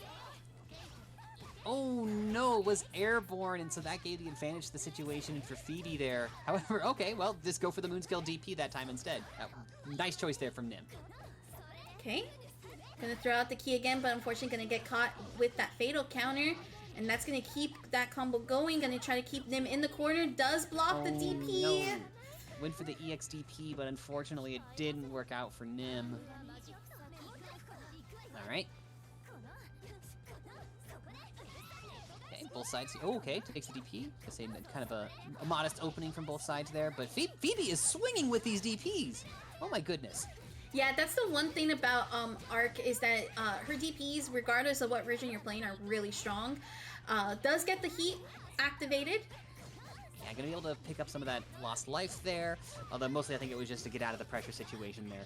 There are some players who just do not want to block and will do everything in their power to avoid having to block, and as much as I like Phoebe, it does strike me that Phoebe has that as a player tendency at times. Nim here, able to score the touch, gonna be able to turn this into some good damage here. Takes the EX Ender, gonna get a good knockdown out of it, just takes the dagger toss, runs up with the throw afterwards, Beautiful. And able to seal the round. You know, after I said some players just don't want to block, and then that time Phoebe actually just blocked. Arc coming in with that JC. Scores nice. Oh, dang. Came down with the falling button, but didn't quite have the confirm afterwards. However, does score the punish on the DP, does Nim. Nim takes the restand into the throw. What's the mix going to be afterwards? Oh, the clash into the super. Now, while this won't kill, this does do quite a bit of damage. Definitely putting it on the favor of Phoebe at this moment. Goes for the grab. Nice. It also gives her a very nice knockdown that she can still try to turn into some Oki out of it. So, like, not all characters get the same reward in that regard. Oh, got the fatal counter, but didn't have the conversion. But did score the side switch afterwards. If Nim routes this appropriately, I believe that this should kill. Let's see. Can be close. Oh, no, not quite. Oh, but does get the There we punish on the go. heat, and Nim is on the board. Ladies and gentlemen and non-binary queens and kings, we have them on the board. Guys, gals, and non-binary pals is another variation I've heard. Thank you. I'm so sorry. I messed that up completely. Okay, it's okay. You bounced back from it. Picture perfect, very smooth. I was just throwing another tool in your kit. Don't you Thank worry. you. I appreciate it. Nim, though, able to score the round there. Nicely done. I was surprised that that arc drive didn't kill. It was pretty deep into the combo, so that does make some sense, but also not all arc drives are created equally. I don't think all of their damage is standardized, and I definitely know the knockdown from all of them isn't standardized, but they're usually still pretty good reward. For arcs, at least, I can speak to Arc does have pretty good reward in terms of the knockdown situation wherever her arc drive is going to hit. Oh, Phoebe, though, saying, not Oh this. my goodness. No more of this. Run up in 2A. Let's go. All right, that EX Ender there gives her a very good knockdown. Takes the C Ender. She can also get an ambiguous drift mix with her 2A. Oh, nice. Nim just swatting Arc out of the air. Ooh. Oh, Phoebe tries to go for the jump. I think that was a jump throw, maybe. I think But that Nim was a ready jump for it. throw, yeah. Nim catches the confirm off of the fatal counter in the air this time. Nice. Takes the EX dagger toss here. Into the throw Ender. Oh, gets DP'd out. Yeah, it's one of those things where, like, if you're fighting up against, you have to use different Oki setups for if it's a player who's willing to DP a bunch versus if it's a player who's more reserved. If they're a player who's willing to DP a bunch, then you may need to go for your more conservative Oki options instead of trying to go for the aggressive. Okay, However, Nim winning the making clash. the adjustment. Let's go. Let's go. This is one of the hypest things that I love to see when we see competitors here at the Queen of the Hill series. It's just the fact of how strong they can adapt and actually go back and forth and really like, I feel not only level up as players, but also becoming that caliber of high level players we tend to see. Yeah. You can see these adaptations between people. You're being put on the spot because also like when it comes to trying to become a stronger player in these games, it is so much of it comes down to how well can you handle these stressful situations. And wow. the trick here is that you can only get used to handling them by getting opportunities to handle them. So having tournament series like these and getting players into them is how we can help train up better and stronger players as well. Okay, as I say this though, we have action happening on the screen right now. There's a fatal counter. Not gonna be able to quite kill here, but we'll be able to get some good damage in a good situation. Ooh. Okay, I swear, if this move kills this time after I said it wasn't going to... It doesn't. Okay, it doesn't. It was too deep in the combo. But Phoebe caught blocking as Nim is gonna take it with that grab towards the end. Evening up the score, 2-2. This is our most competitive set that we've had so far in the evening. You'll love to see it. Absolutely, absolutely. Oh my gosh, this is so hype! I know! Alright, thank you for joining us here on the Queen of the Hill series with this first to 10 exhibition. Thrilled to see it. We got Nim and Phoebe going up against each other here. This is the first time I've seen Nim's Noelle, and I'm gonna have to bug. Wait, and they're on PC right now, right? Yes, they are. These are PC, so everybody has been on PC. Last time I talked with Nim didn't have the game for PC yet, so I'm gonna have to bug Nim to see if I can get some games in now. I don't have a ton of Noelle experience, but I want to get some more. Alright, Phoebe, starting up some momentum here. Gonna get caught though by that opening there from Nim. Oh no, I think we're on the other slide. Oh my apologies, so sorry. It's okay. Okay, back to the action here. What do we got? Okay, cool. We got about 50% life on each side. There's those Rekkas coming through with the slashes. Gets clipped low, goes into the DP there. Okay, Moonscale gets used. Oh no, not quite able to score the hit there. Went for the 2A after seeing that the Rekka was whiffing. If Nim had gone for possibly the 2B or the 2C, I think that would have caught it, but tough break. Okay. Alright. Gonna keep this combo going right now from Phoebe. Gonna get the knockdown. Unfortunately, does get a side switch. Okay, both double shields right now. Yeah, Phoebe came down with that JC there and with the shield afterwards. Okay, what do we got here from Nim? Okay, takes the throw ender here. Just takes the standing dagger. Oki doesn't try to go for the IAD dagger Oki. Okay, yeah, and something with Noelle too, for anybody who is less familiar with the game, you can see that Noelle has that counter there down by her bar. She has a limited number of daggers that she can use in a given round, and that refreshes. Her daggers give her a lot of plus frames on her Oki situations. Okay. Ooh, blocks Phoebe. it, nice. Is it going to be another one of those situations where the arc drive just might kill? Okay, this time I think it will. I think it will this too. This time I think it will. Yeah, there we go. Hey, there we go. I do want to mention though, Phoebe was doing a really good job in that round. She had like the momentum, but it's just one of those things where when you have Noelle, her range can definitely be tricky to master, but also catch people off guard. Yeah, it's weird because some of her buttons are very long, but only in a very specific spot. Like they did a good job of making it so that she doesn't have a single button that covers everything, aside from her, like maybe her JC. But that's everybody. Oh, using the restand. Okay, yeah, Phoebe ducking that to throw. Had the throw whiff. That's so unfortunate. Yeah, no. Using the restand into the charge 2-2, I want to say it's A or 2-2B.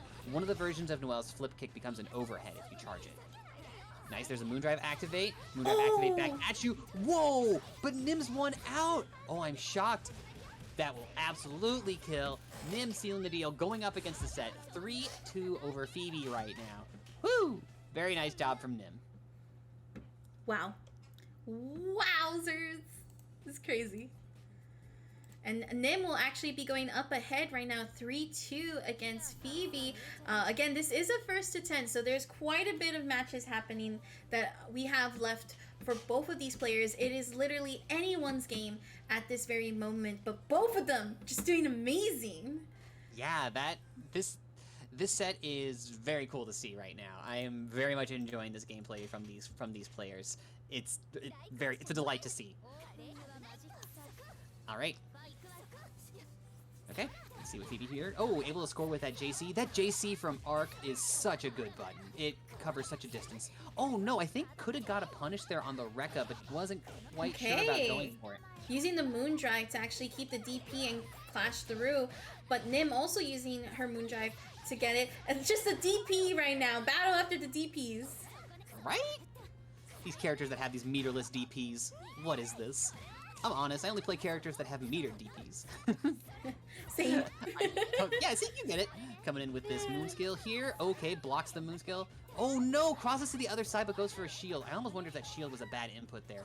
Okay, nice. I like that from Phoebe, spending the bar there just to push out and keep so that she wouldn't get punished at the end of the string there. However, Phoebe able to still find the way to win that round.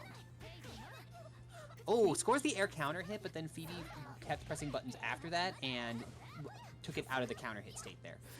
Because you only get the counter hit on the first hit in the air, if you're going for an air hit there, sometimes you only want to fish with a single button and then get with a rejump or something like that.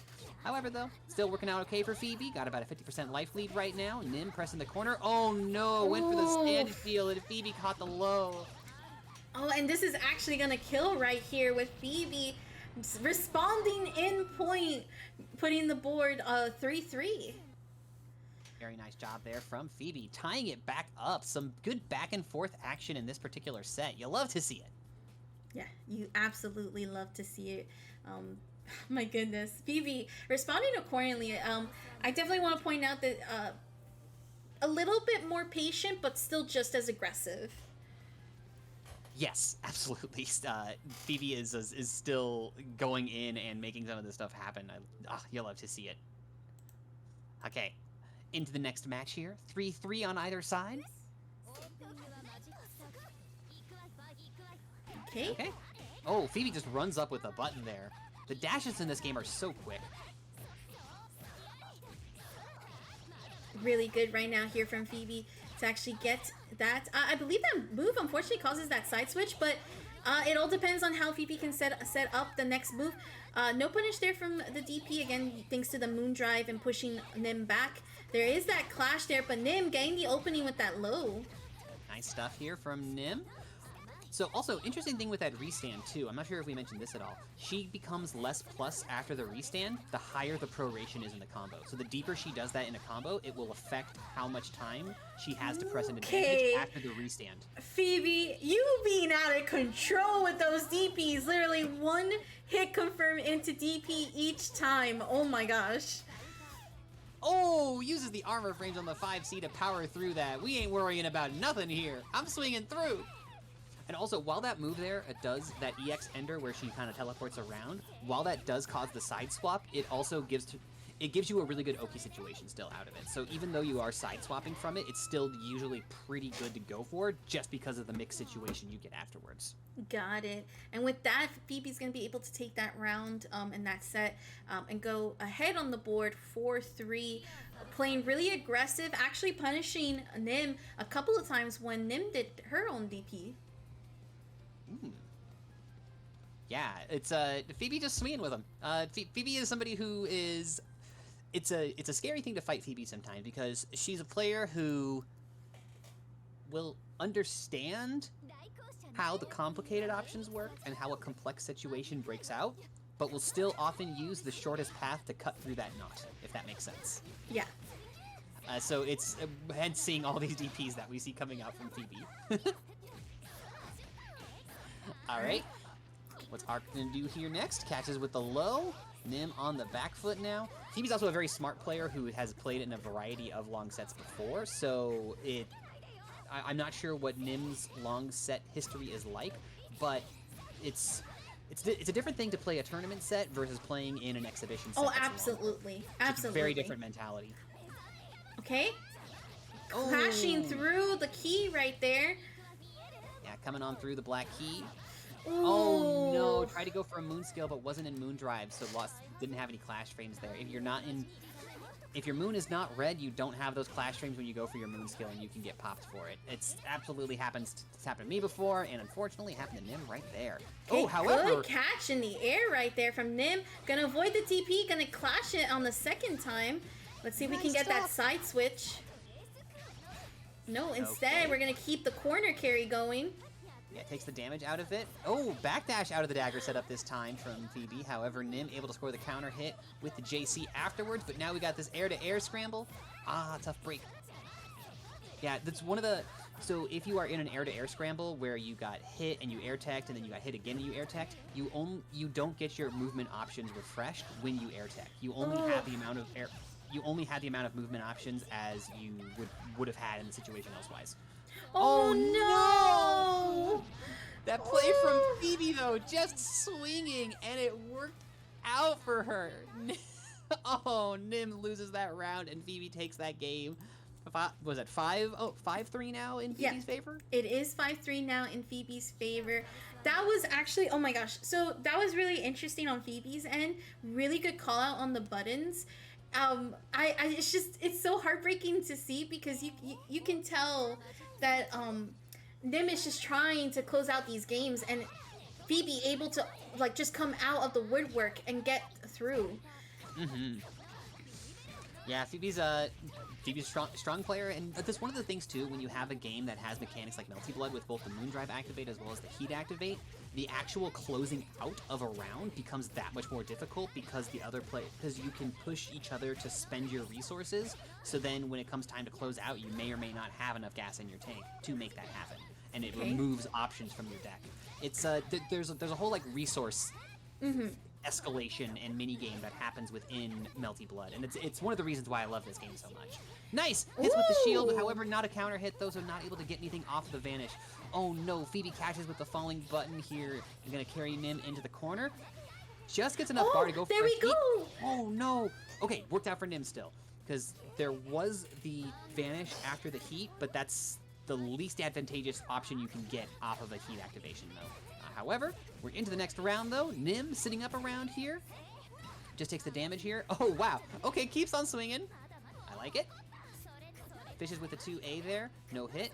Nice stuff. The jump cancel from the moon skill. Teleport to the other side.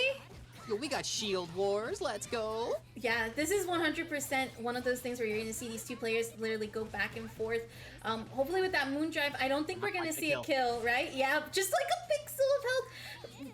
Oh. You know the heat activation is going to come out though. So Nim here, there it is. There it is. There it is. Good call out. Nim was ready for it. Nim's, yeah, when someone's low like that, you have to know that.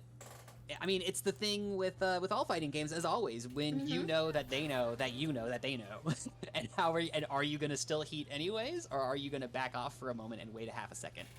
And however, in that situation, Phoebe just went for the heat. Nim was ready with it and scored the hit, and that sealed the deal. Nim 4-5 against Phoebe. I do want to mention that we're starting to see Nim actually respond accordingly to the heat activations. It's still getting caught in a couple of them that Phoebe does, but there's a little bit more patience, especially on the wake up for those, and we're trying to definitely see Nim actually read them and get a good grasp on them. Absolutely. All right, we're gonna see the restand here. Bet we're gonna see the restand. Oh, I'm wrong. Don't listen to me at the blackjack table. I don't know what I'm talking about. All right, Nim here with Dagger Oki. Gonna be able to score the hit here, take some damage out of it. I should look at Noelle routes so I understand what the choices are out of those enders. Oh, hits with the overhead. So Arc can choose whether it's an overhead or a low at the end of her Rekka series there. Hit with the overhead in that instance. All right, Nim's got the hit here. I bet we're going to see some bar spent. Not going to be able to quite seal the... Oh, no, came so close. It dropped. The moon skill DP gets used. Wow, the heat was... So Nim must have just let go of the shield button when the heat came out. That's going to close it out there because Phoebe's just going to spend the bar and get the arc drive. No matter how much time is left on your heat gauge, you can still get an arc drive on it so long as it hasn't stopped glowing. So Phoebe uses it to very expensive round as well too. No moon drive, no magic circuit bar.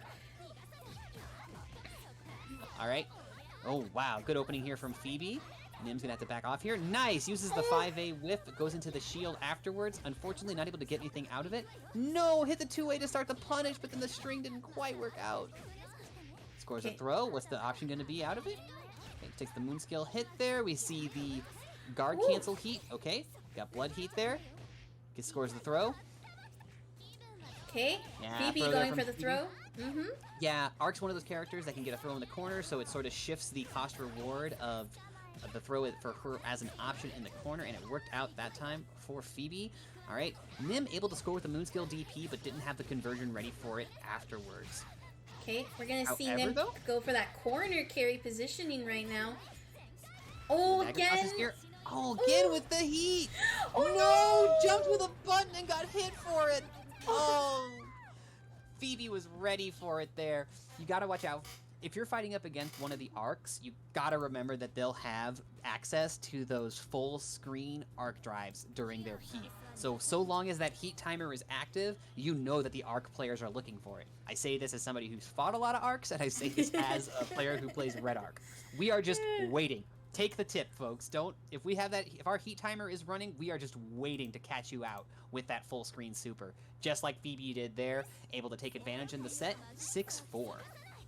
Yeah, Nim and Phoebe are looking really strong right now, but it's like you said, there's that opportunity, like we're seeing Phoebe take a full advantage of just activating the heat and actually just fully getting the meter resources spent. And we're going to see here to try to cross up. Good blocks on Nim, though. Very good challenge. Use the clash frames to call out the 5C there, because the 5C would have been unblockable against if Nim had just stood there and blocked, but using the clash frames on the last part of where it was going active there, able to score a hit with it. Really nice stuff there. Nice. Good. There's the moon skill DP, able to score a conversion out of it. Oh, just a little bit slow on the punish, and then a little bit spacing off. Nim is off by just like the tiniest degree on some of these situations here. Had the shield, but that move can actually be awkward to punish if you're not at the right spacing for it, and didn't know if it was going to be hitting multiple times there. I have that same worry because some supers, some of the arc drives do hit multiple times, so I understand the concern there. Yeah, with the overhead, you knew the overhead. With only that tiny bit of health left, the overhead was coming. I could smell it. Ugh. Another thing too about games like Melty Blood and anime games in general is just when you're making that move, you have to be confident, and if you don't feel confident, then you have to feel what's the next best thing, right? So it's really important for Nim to make sure that she doesn't lose or hesitate on a button, especially in a set so close as this right now that we see from Nim and Phoebe. Yeah, absolutely. It's trying to make things happen here, and there are... I said this before, but just off by like the tiniest amounts here. And if Nim, if that was just like tightened just like the tiniest bit on some of these spacings and some of these exchanges here, these Browns would absolutely be swinging the other direction here. Phoebe, though, looking in the driver's seat right now. Nice with the moon skill, or the shield exchange. I shouldn't say moon there. My apologies. This is going to be, I thought that was going to kill, but there's no bar available from Phoebe. Nim has full magic circuit here. So I hope some bar is spent and a lot of health that could be regenerated. I don't know about that. So that wasn't expensive, and you're not going to get a kill out of it. And then Arc still has her DP. Yep, just as you said that too.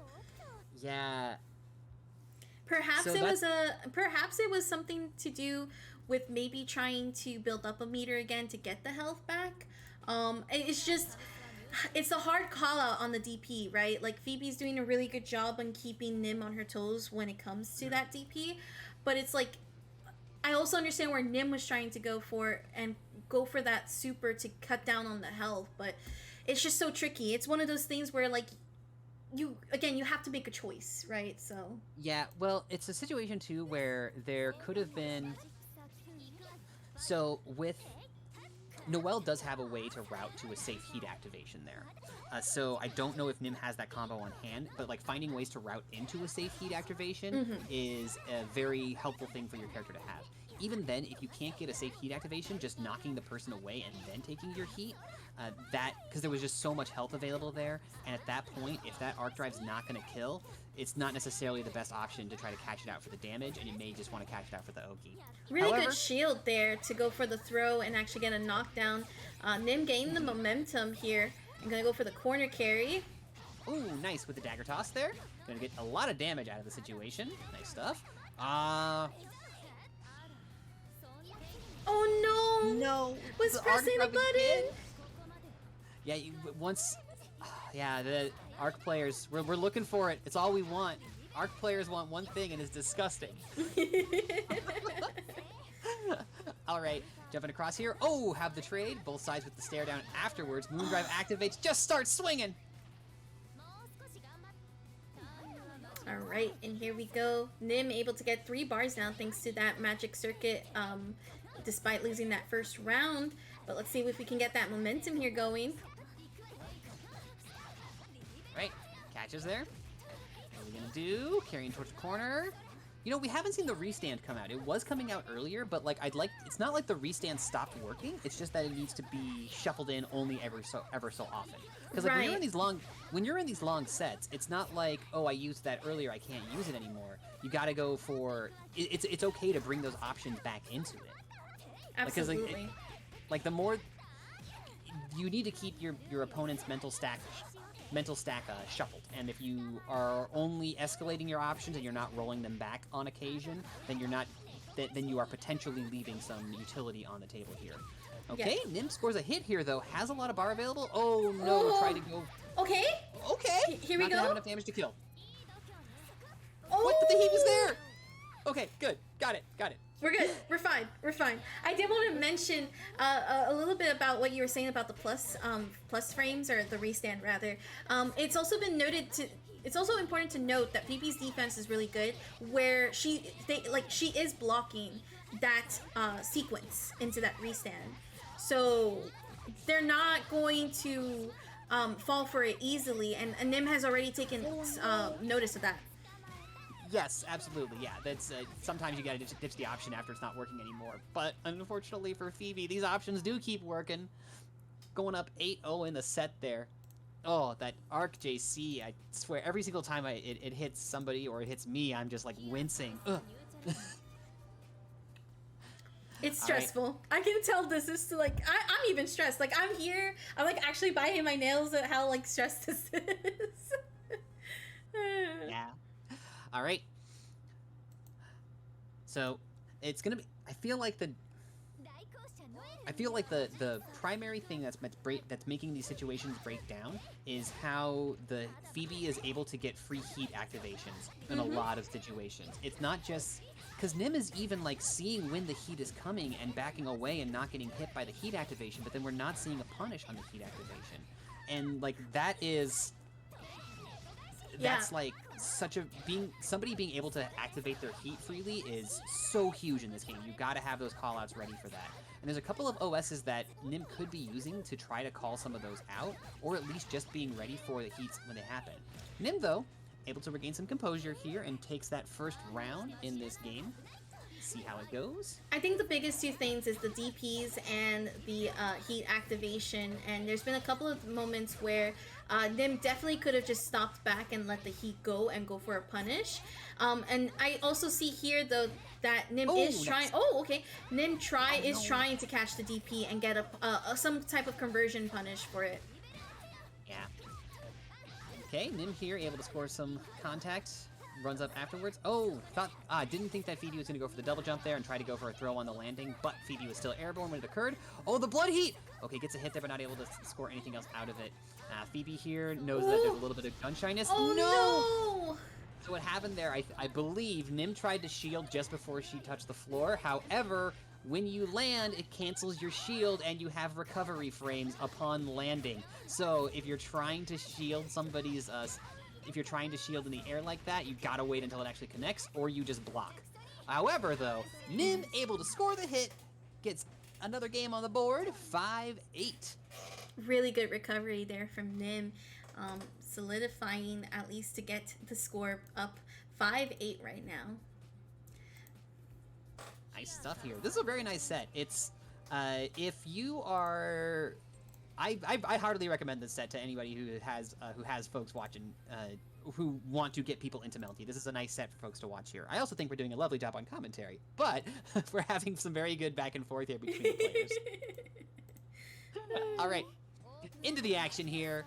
We fight it out in front of this fountain. Let's go, with this beautiful music from Raito in the background. I love Melty Blood's music so much. I love the backgrounds in Melty. Alright, hits with the JC here. Not able to get anything else out of it though. Wasn't a fatal counter unless you got that counter hit state in the air. It's kind of hard to convert off of those sometimes unless you're really heads up about it. You're gonna have to like already be committing to it if you want to try to convert off non-counter hit in air. Yeah, absolutely. Tries to bait something out with the jump C, but unfortunately Phoebe's gonna get the opening that they need. Phoebe spaced that out so perfectly. Very, very well spaced out.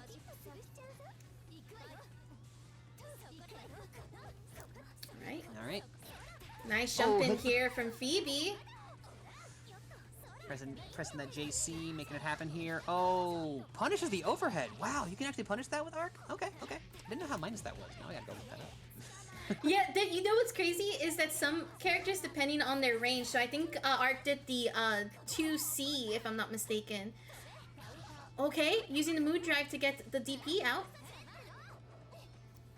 Alright. Okay, jumps up and over the Rekka here. Gets a hit. Where are we going from here? Oh no, doesn't quite get the next hit in the sequence, just spaced out and just a tiny bit mistimed. Okay, gets the vanish there, not able to get anything out of it though because it was that non-counter hit. That'll be it for the round from Phoebe. That'll be 9-5, Phoebe's advantage. Oof, we're getting close to the end of this set, but Nim is still trying to stay alive, so we can't count Nim out just yet. But again, the back and forth, we just keep going back to it. No pun intended. Just the fact that this has just been like, I feel like the hype is set of the night for sure.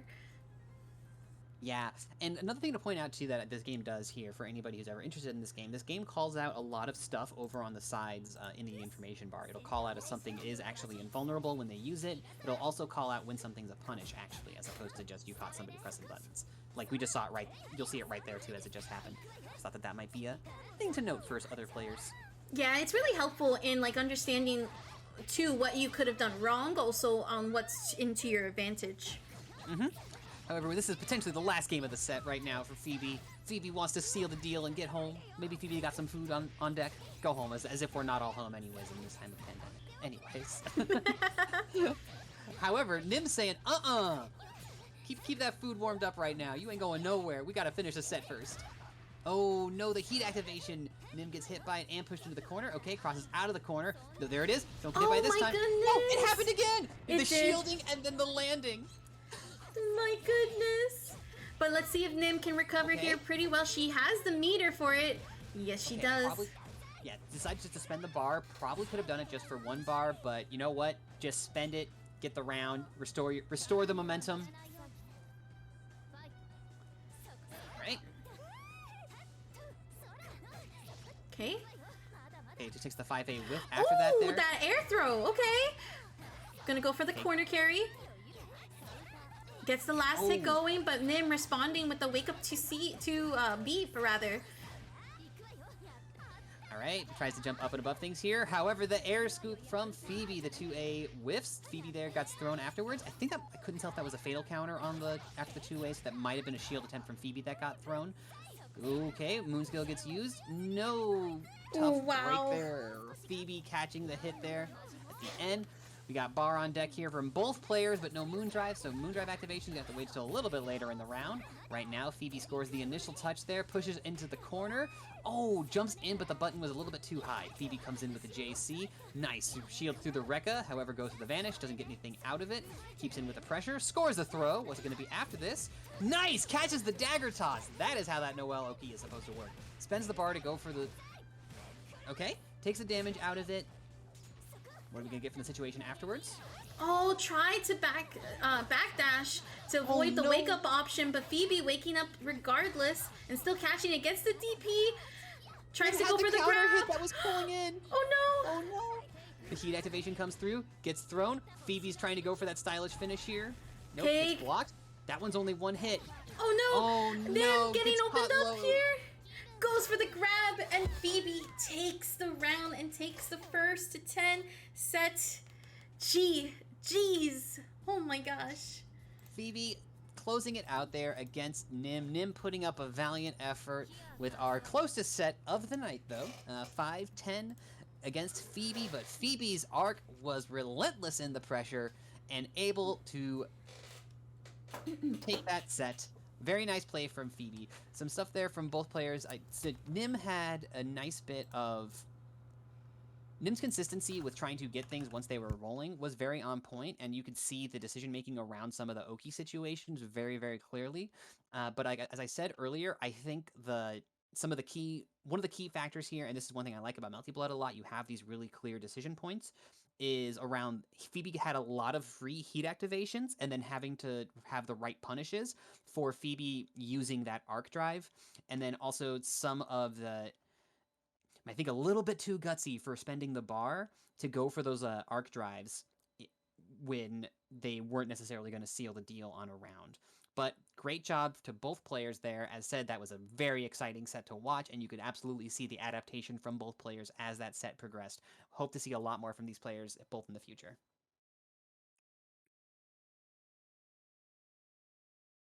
Whew. And also, if you have not already, please hit that Matcherino code. It doesn't expire just because the set is over. If you have friends or anything like that that might be able to contribute to the Matcherino, please do so. It's just a free code. You can click, send it around, get some more money in the pockets of our players here. Absolutely. I was actually muted there for a second, but I wanted to say thank you so much, everyone, for supporting and helping this first Melty Blood event for Queen of the Hill series kick off. Swell, I know you have to go, so thank you so much. Would you mind giving out your socials so the audience can know where to find you?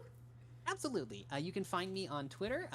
That is the best place to find me right now, at SwellGGs, just like you can see it there on the title card. I talk about fighting games and gay stuff. Mostly I've been talking about a lot of Melty Blood and Marvel and Guilty Gear lately, so if you're interested in any of that stuff, feel free. I also post a lot of cute pictures of my dog. So yeah, give a follow if you'd like. It has been a delight to be here, Saki. Thank you very much for having me. Thanks to all your sponsors as well with Dynamic Focus and the Queen of the Hill series. Much appreciated. And it was a delight, Saki. Hope we get to do it again sometime. Thank Absolutely. And thank you to all of our players as well. I had a couple of people here who I haven't had a chance to see play in an exhibition, and it was great to see. And thank you everybody else for watching. Stay safe and be kind to yourselves, everybody. Thank you so much, Swell. And so thank you again, everyone, for the opportunity. We truly, truly appreciate it. Once again, we have plenty of more events happening. So if you haven't heard, we have the Sakura Shrine tournaments happening. We will have a Sakura Shrine tournament where every competitor, not just women and non-binary, but all competitors are welcome. That will be happening on the 25th. We also have a Queen of the Hill series happening for Guilty Gear Strive on the 27th and the 28th. If you are interested in signing up for that Queen of the Hill series tournament, I'm going to get you the links right now. Both for console and PC is open over on padiagaming.com. We are trying to work on our tournaments in that over on that platform, so definitely be sure to check it out. I'm gonna go ahead and get the both of those right now up and into the chat right there, so everybody can check it out and everybody can try to sign up. Again, base prize pool is $25, so don't miss out. If you're women, non-binary, you are very much welcome to sign up for those two tournaments. And then for the Sakura Shrine one, I believe I already have it updated. Yes, I do. So you can do exclamation point tourney and you can check that out. Again, base prize pool for everything is $25 each. So we will have Matcherino set up so that we can continue raising the money. If you would like to check out the Matcherino for tonight's exhibition, it is open for another hour. We would like to try to get it to 75, but for the people who have won their main cards, they will be getting paid. If we get it to 75, we'll be able to pay out the undercard as well. And then, of course, thank you again, everyone, for your amazing support. Tomorrow, we have a subathon happening. Over on this channel. We'll be starting that up at 10 a.m. This Thursday, we'll also be on the front page of Twitch. We'll be playing Guilty Gear Strive, so if anybody wants to get some games and actually be featured, basically, in gameplay, on the Twitch front page, we're going to be raising money for the 1,000 Dreams Fund, where future dreamers will be able to achieve their dreams thanks to the 1,000 Dreams Fund. They actually give grants, many grants, for aspiring women and non-binary contestants. I wouldn't say contestants, but school players, esports, all that goods. So definitely be sure to check it out. And with that being said, let's go ahead and wrap up here. I'm gonna go ahead and send the raid over. Let me see who we can send the raid over to real quick. Let me see. I'm gonna go ahead and send the raid over to Flynn's Gaming Florida. They are actually the official host over at the Royal Meetups for the Queen of the Hill series. It's thanks to them that we've actually been able to move our events a little bit offline. So as you can see, we're super busy with a bunch of stuff. But thank you again, everyone, for watching. Hope you all enjoyed. Let me get the raid going, and we will see you all tomorrow. Bye-bye, Mew.